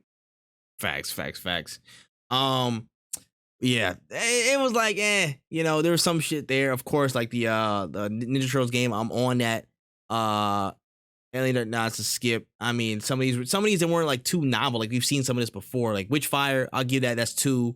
Let's see, Honkai and Zenless Zone Zero, I'll give that as 4. American Arcadia is 5.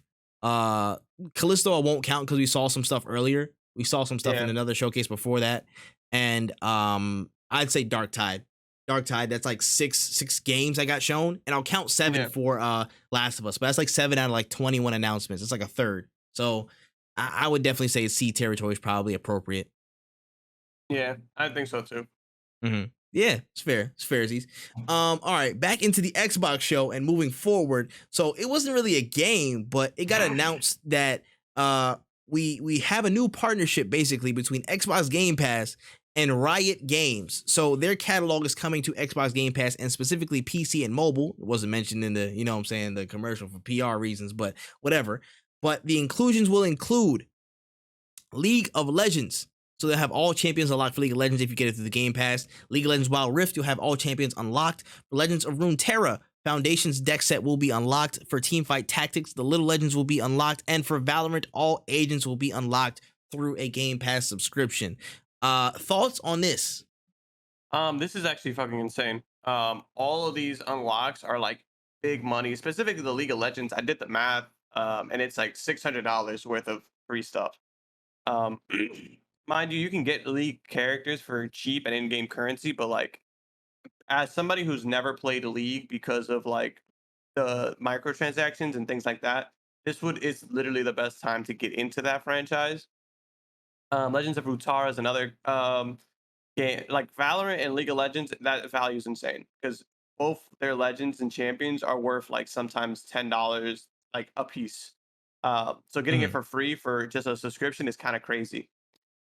Getting decks from Legends of Runeterra is pretty cool. The Teamfight Tactics, the Little Legends are really cosmetics, to be honest with you. They're not actual characters. They don't have any real effect on the actual game, but hey, free cosmetics is free cosmetics. We love that. And again, same thing with like Wild Rift. All of this is a crazy value. The only thing I don't like is like you said, like they specifically didn't mention for PC and mobile. They also specifically didn't mention a release time because I thought when they announced it that this was going to be soon. This isn't happening for another year, which is kind of whack because like it's not like League of Legends isn't already out, and it's not like, you know what I'm saying? It's not like you can't like just be like, hey, link your account or whatever.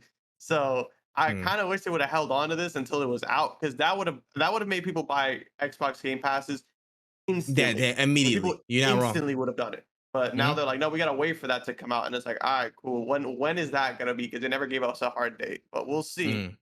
Yeah, no, you're wrong. You're not wrong. You're not wrong about that. But yeah, they could have left it in the pressure cooker a little bit longer. And I know that was PR for them specifically not mentioning PC and mobile. But I understand. A part of me understands because most of this the player base on this is PC and mobile. It's not too many console people on that stuff. Maybe they'll roll out the console and this kind of like a taste test for some people. But I know the main audience is definitely for those PC players and again those mobile players, and that's like a global format. This is definitely for like Eastern markets that still play League of Legends heavily, that still play Valorant heavily, Wild Rift and stuff like that. This is a global, like this is a different move. Like this is a real business move, I would say. And I did a full video on this breaking down like what I think about it on the YouTube. You know what I'm saying? Shout out that man Tripp YouTube channel. Shameless plug. But yeah, pretty much the premise was just this is really, really big. And I think it's gonna pay dividends when it actually drops. So you know, kudos to them for making this deal happen. For sure. I fully think this is nuts. Like I would never have expected this. Mm-hmm. Facts, bro. You better keep reminding people though. You better keep reminding people, or we gonna not remember that it's even in this bitch. Yeah. Fair. Yeah. But next up, we got an extended look at more of the Plague's Tale sequel, Requiem End of Innocence, with more aggressive takedown capabilities and rat gameplay. Nah, not Apex Legends ratting, but just actual like hordes of rats doing some bullshit. It's kind of crazy. I mean, how'd you feel about this real quick? I never even played the first one, and sure, like if you're hyped for this, then go crazy. Yeah.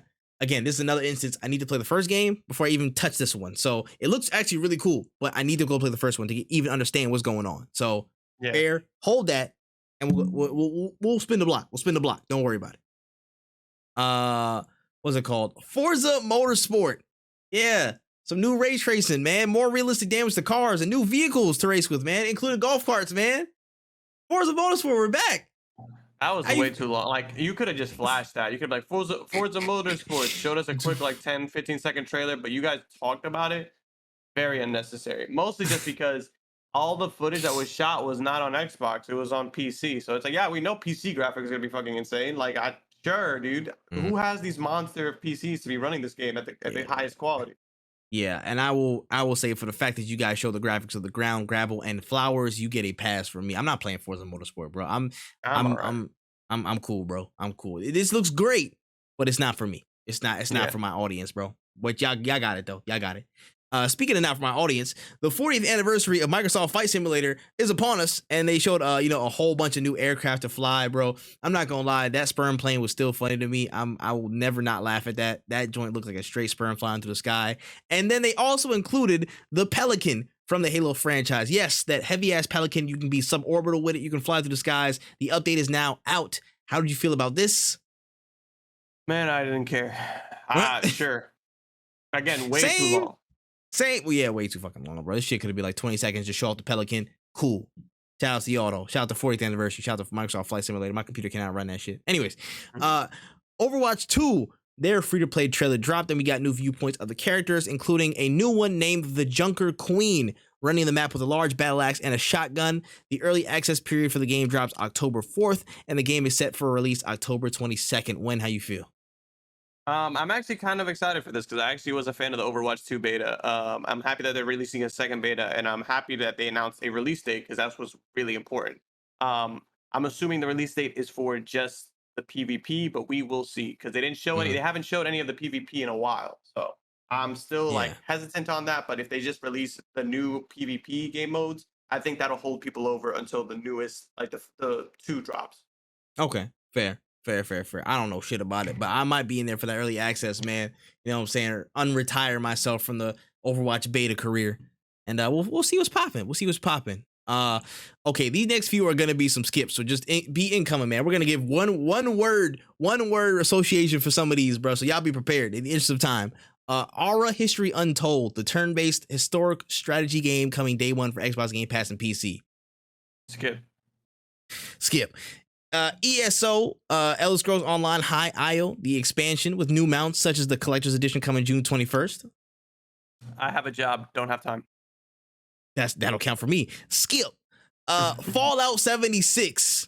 The expansion trailer showed the return to the Fallout 3 location, The Pit, coming in September. It's The Pits. I don't even got a word for you.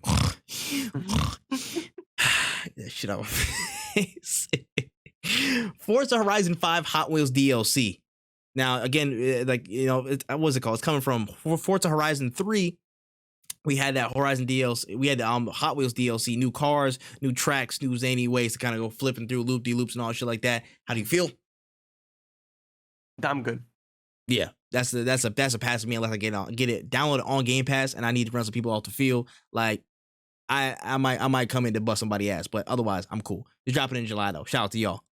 Arc 2, another cinematic trailer that showed no gameplay. You know what I'm saying? Vin Diesel said, however, any real gamer is excited for Arc 2 as he was drifting on a fucking dinosaur. He's starring in the game and he's apparently bringing the series to TV and movies. So, I mean, how do you feel? Family is the only thing that comes to mind. And that's all it needs to be said, baby. That's all it needs to be said. And Scorn had to get some holy water out for this, but Scorn got a brand new trailer showing off all the gory looks and gritty gameplay of the world. People were stuffed in boxes. This man had to pull an umbilical cord out that looked mad wild. But it's releasing October 21st, 2022. Thoughts on this? Yeah, it looks cool. All right. Yeah, fair. I'd say nasty. That's my one word. That shit look nasty, boy. I tell you that. I'm like, oh my gosh, this man pulled his whole umbilical cord. That's nasty, dog. Anyways, but it looks interesting. I'll give y'all that. Just pour some holy water on the update before y'all drop it. All right. Let's slow down for a half second. And the Flintlock, The Siege of Dawn, that came through next, and it showed off all this, this world at war, battling the trenches type of, I guess just world building in this mystical land. And the protagonist Nor was getting at work in with her gun, her axe, and her pet, fighting its variety of enemy types and bosses. Man, this was giving real like God of War vibes off to me. It's releasing in early 2023. How did you feel about this one? This actually looks pretty nuts. I'm excited for it. I ain't gonna lie to you, bruh. It looks like God of War a little bit, and it's a good thing. That's a really good thing. That's a really good thing. I'm not gonna lie. Like, and I hope she gets a lot of the main character, the main protagonist. She gets a whole lot of voice lines to really voice out who she is and how she interacts with the world. I hope we really get to flesh out that and her relationship with her pet, with her Enki. So I'm really looking forward to this. You know what I'm saying? Shout out to them replying back to, to me on Twitter and whatnot. I see y'all out there. But no, regardless of that, it looks really cool. The enemy types look really have good variety. The bosses look actually really interesting. Pretty good setups. Yeah, man, I just want to get my hands on it at this point. Now that I've seen the gameplay for sure, and I know like what it looks like and what it's gonna be, it looks super slick. It looks really slick, and I can't wait to get into it. No, yeah, me too. Yeah, that's a cop. That's a cop for real. All right, let's go a little bit shorter. Minecraft Legends, the action strategy game where you're basically commanding an army of underlings to go against the hordes of the Nether, build defenses, and actually jump into battle. Possibly, because it kind of looked interesting. I'll say a possibly for me. Hold on to that. I don't hate it. It's just I'm not a huge Minecraft fan. Yeah, I mean, neither am I, but I'm not gonna lie, it still kind of looked interesting. I will say that it's like Siege, bro. Like not like Rainbow Six Siege, but like an actual siege of something in like the medieval days or some shit. Look really pretty cool. All right, next up we had Lightyear Frontier. It's like a mech farmer. Literally, it's just like Stardew Valley, just with mechs. 3-player co-op. Just again, no violence, really, just exploration and farmers in the simulation. How you feel about that one word? I actually like that. I'm actually getting that. Plants is my one word. I'm not getting that, but plants, yes, yeah, nice, fair. Gunfire Reborn got shown off, and that's a 4-player co-op shoot 'em up with roguelike elements, and that's set to come with a few different classes and a pretty colorful art style as well. It's releasing October 22nd to October 2022, rather. How do you feel about that? It's good. It's actually a good game. I have the early access. It's pretty gas. Oh, nice. I got to get into it. One word I give, it's Borderlands, but in a good way. I'm not mad at that. Again, the animal like art style and stuff like that, I'm cool with. I'm down with that. And yeah, definitely. I'll be into it. Let's see where we are. The Last Case of Benedict Fox. Basically, it's like a Metroidvania style game with a lot of detective plot. It's basically this dude finds his dead father and kind of goes into his consciousness and deals with a lot of dark spirits that are around the area, around his father's death. Really cool gameplay elements. Reminded me a little bit of like Little Nightmares in like how the game was kind of, I guess, directed and how it looks. A little bit of Don't Starve, like a tiny bit of Don't Starve in there. Some like the dark colors and whatnot. Yeah, spring 2023 release. How do you feel about that one? Sure. I think it's okay. It's not really my bag though. Yeah, it's not my bag, but I say I definitely try this one. I actually like the art of this, and it looks really cool. I was surprised at this. I will definitely give it a shot. Yeah. Yeah. All right, next up, As Dusk Falls. So it's a narrative-focused game supporting a cool rotoscoped art style with about 8 players in an interactive story system multiplayer experience. Drops July 19th. One word on this. Interesting. I don't know what the fuck how this is gonna work, but interesting. Content. Yeah, that's my like one if word. I got the homies, maybe. If it's 8 people, I don't know how it even work, but that's content. I'll tell you that. Yeah. I'm very intrigued off of that. Next up, we had Pentiment coming from Obsidian Games. It's basically a medieval crime narrative. Kind of feels like an old point and click type of adventure on the PC. Has some dialogue lines, which you're basically an artist who's trying to solve your friend's case. He got perceived to be a murderer, but you know your friend's innocent, or you believe your friend's innocent. You're trying to find out the killer. The time frame spans over 25 years, and you're trying to connect these different incidents together in some type of, I guess, crime thriller in a medieval setting. One word to describe Pentiment. Cool.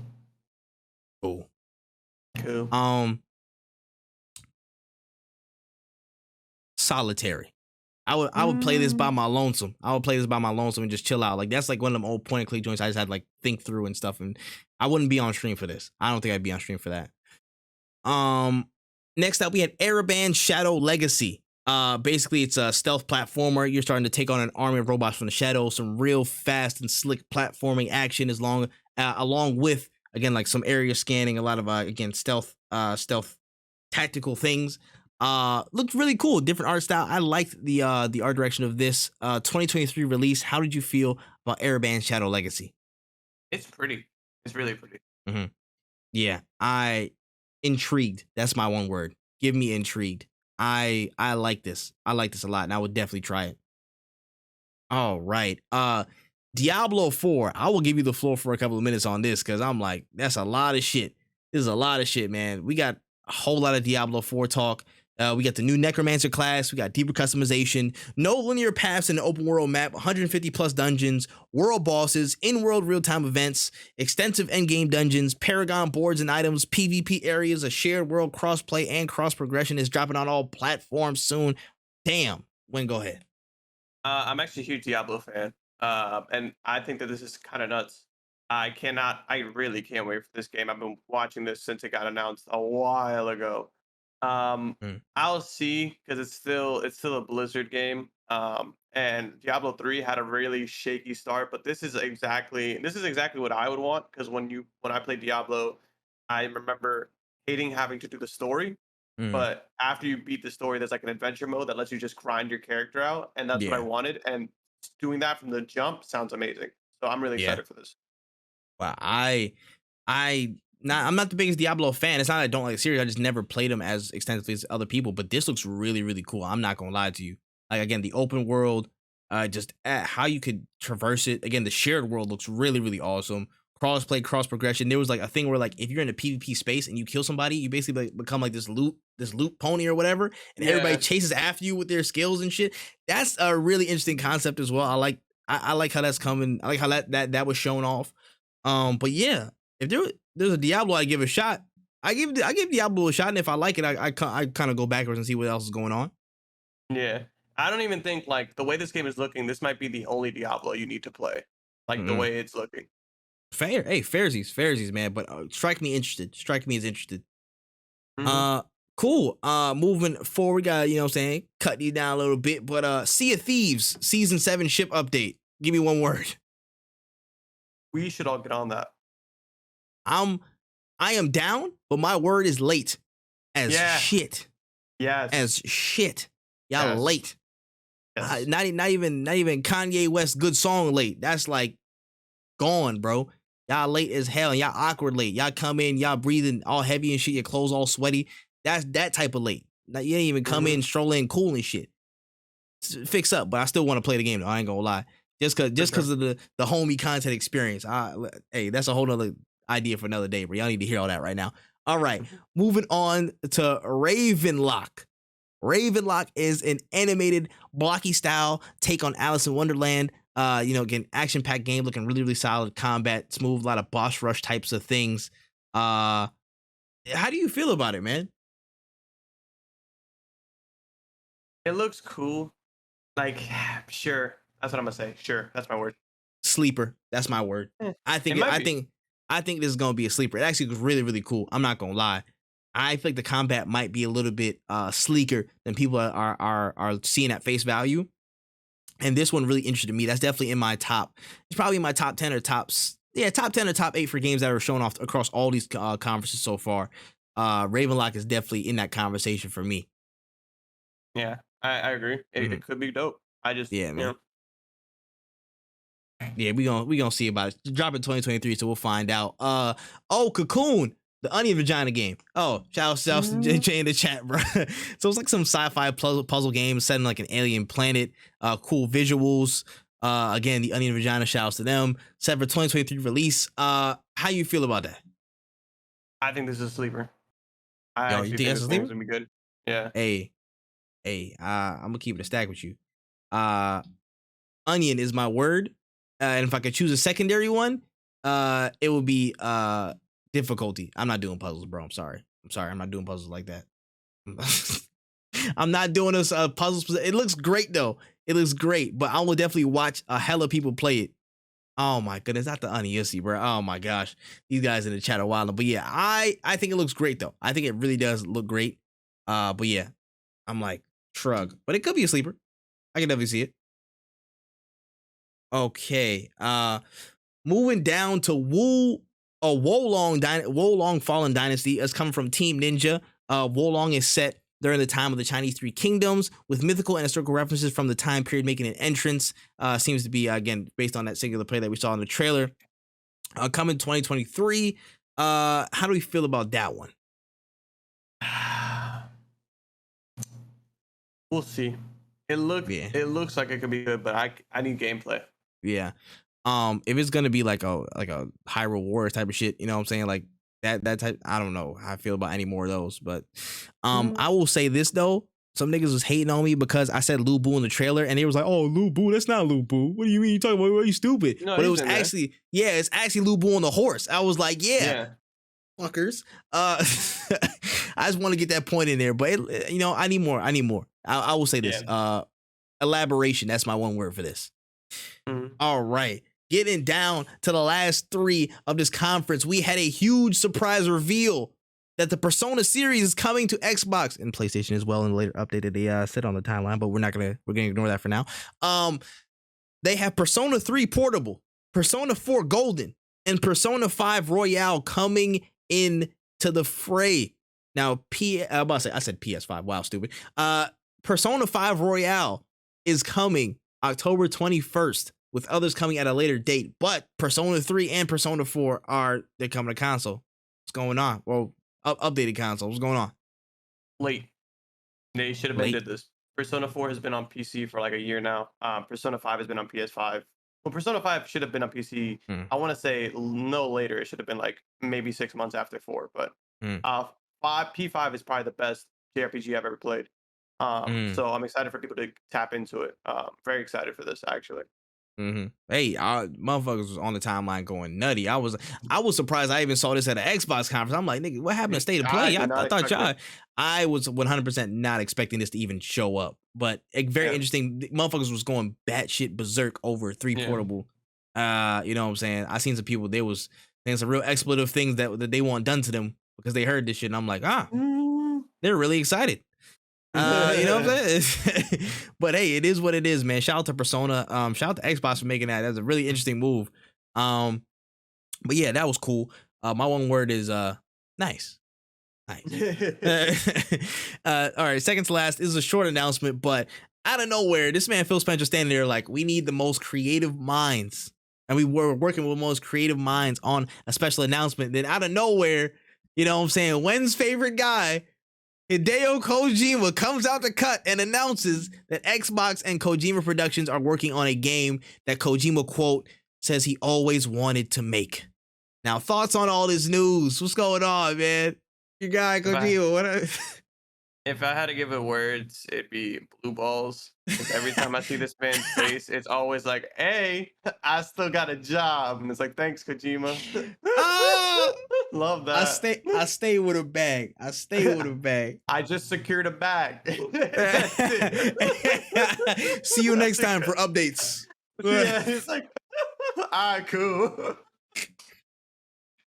Hey man, And then it's like, listen. he posts like, and then he'll post a picture on Twitter of him and Michael Bay. Like, what the fuck's going Facts, on over there? doing some random shit. I'm like, hey, yo, listen, What are you he doing? loves movies, bro. He loves movies, man. You gotta let him be. You gotta let him be. But I will say this real quick. Actually, really interesting.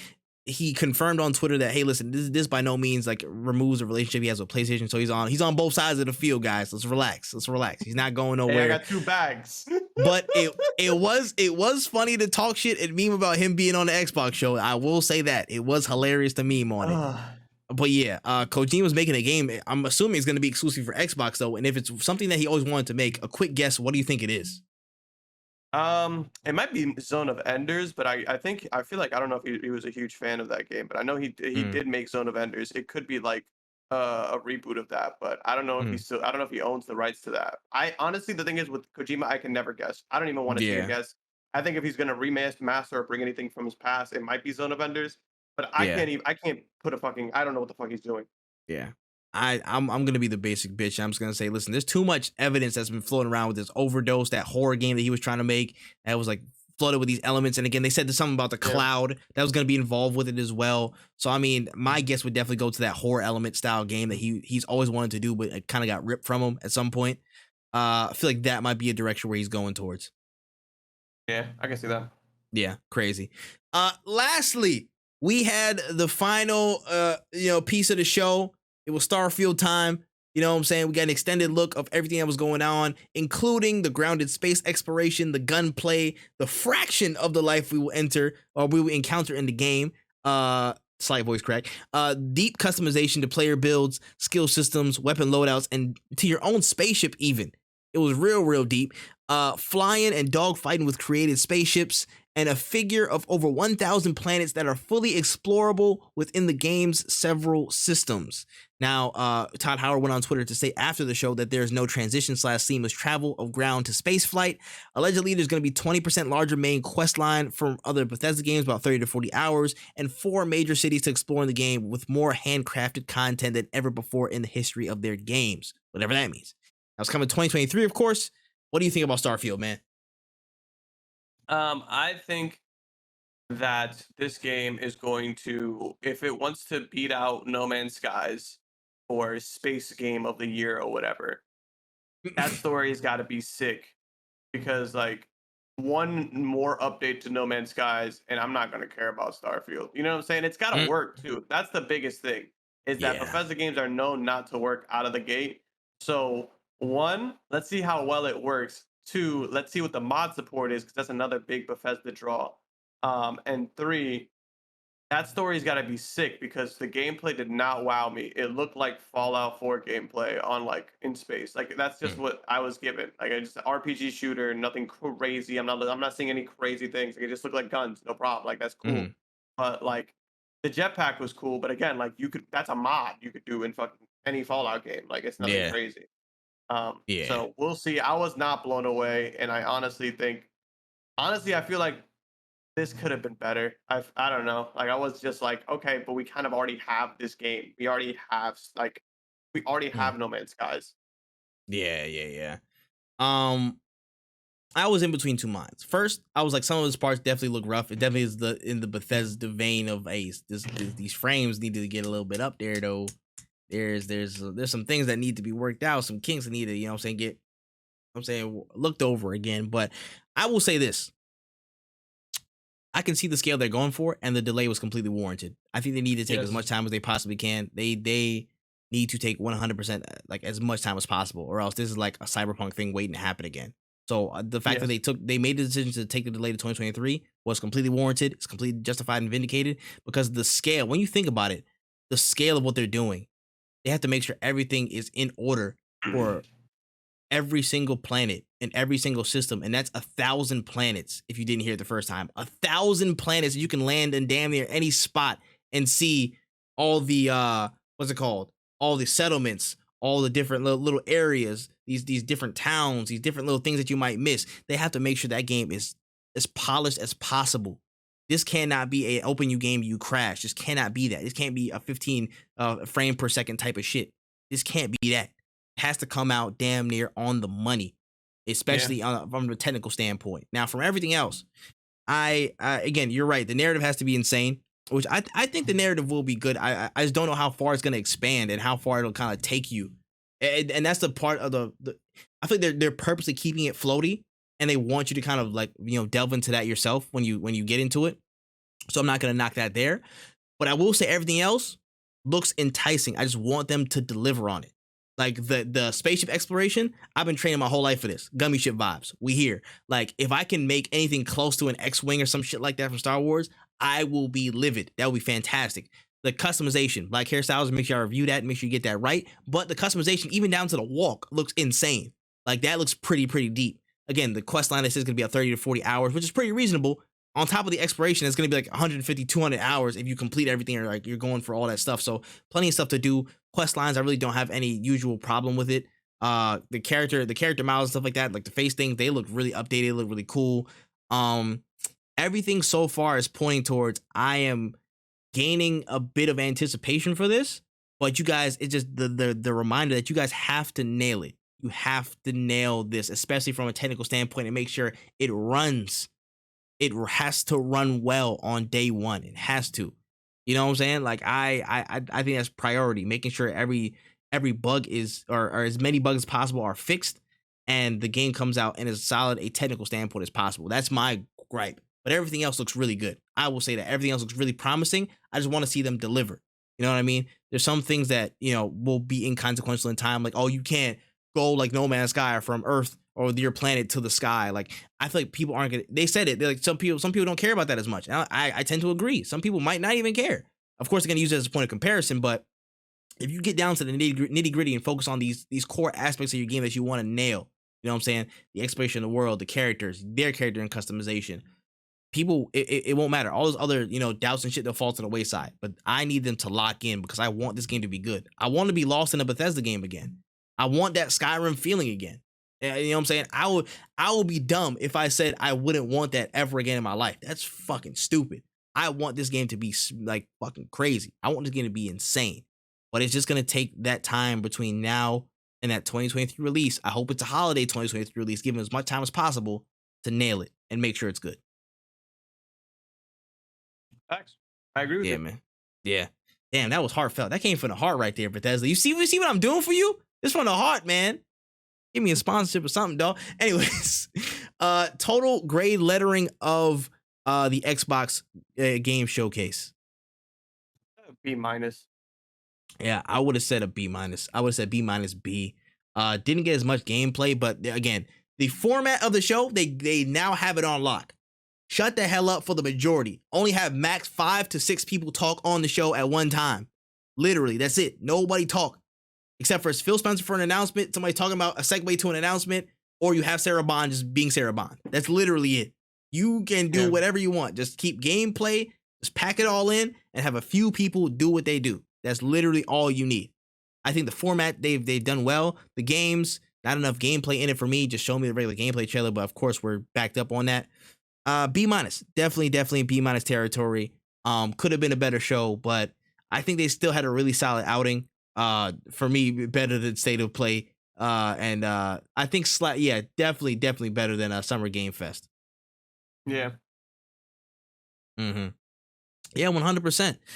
So before we get on out of here real quick, I just wanted to kind of go through a couple superlatives and stuff that I wanted to give out. So I'd say sleeper game of all these shows, the most anticipated / favorite game of the show, and then the conference of the season so far. Yes, Nintendo's probably not here. They might do this shit at the end of the month. Whatever. When they show up, that's when they show up. We'll talk about them. So give me your sleeper game of the shows. Sleeper game of the show. I think that my sleeper game was probably the Plucky Squire, even though they didn't really show a lot. I just thought that blew my mind. I was not expecting something like that. Nothing else really gave me that excitement. Everything else is oh, this is cool, but I kind of expect this from you guys. And you said sleeper of the show, most anticipated. Game.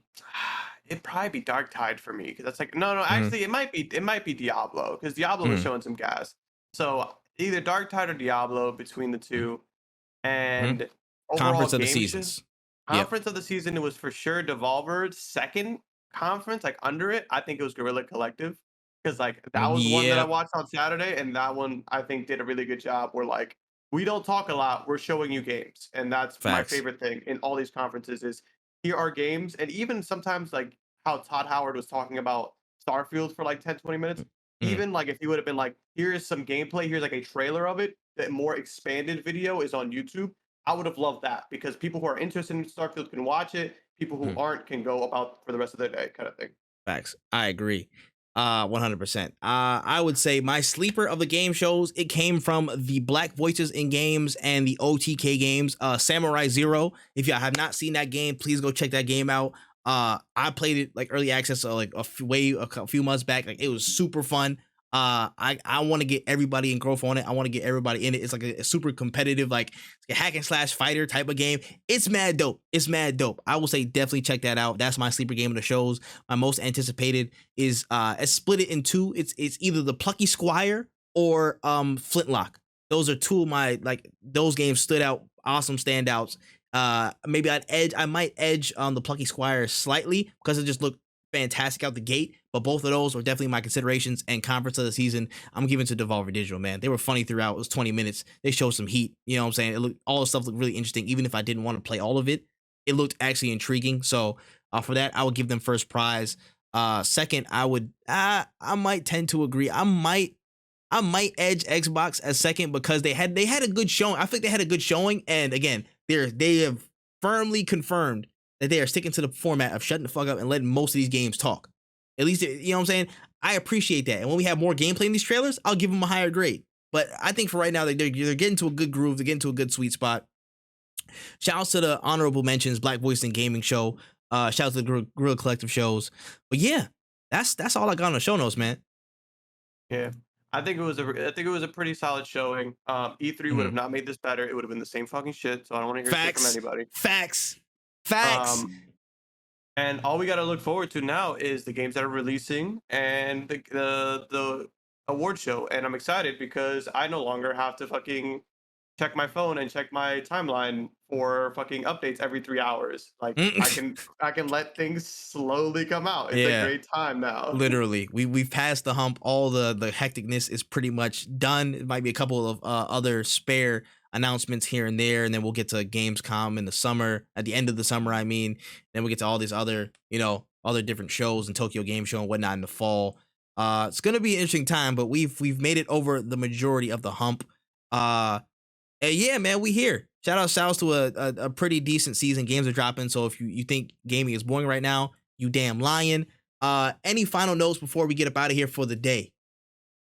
Drink your water and download your demos. Facts. Hey man, make sure you guys rate this 5 stars on all platforms. Make sure you go to Apple, make sure you go to Spotify, make sure you go to Stitcher, Google Podcast, go to Anchor, rate us 5 stars, share us around, man. No cooldowns on the way up. We got the new format. If you're watching the video version, this new format looking kind of sleek. I ain't gonna lie to you. You know what I'm saying? A little bit of work into this whole. Again, shout out to our guest, King. You know what I'm saying? Secret weapon of No Cooldown podcast. Of course, shout out to him. He will be back in another episode. We're definitely planning as the format of the show gets bigger and better. We're definitely having more guests on here. You know what I'm saying? This third slot, we're trying to fill up more often than not. So yeah, man, listen, you're gonna be really, really, really in for some treats. No Cooldown, we back on the schedule. Show us some love, man. Follow us on Twitter, at No Cooldown Pod. Follow Went Easy on Twitter. It went easy on all social channels except for YouTube. Go to Wotaku channel for that. For me, that man Tripp on all social channels. And yeah, man, E3 would have been the same thing. That's all I got for this episode, man. And without further ado, No Cooldown's gone, but we are out of here.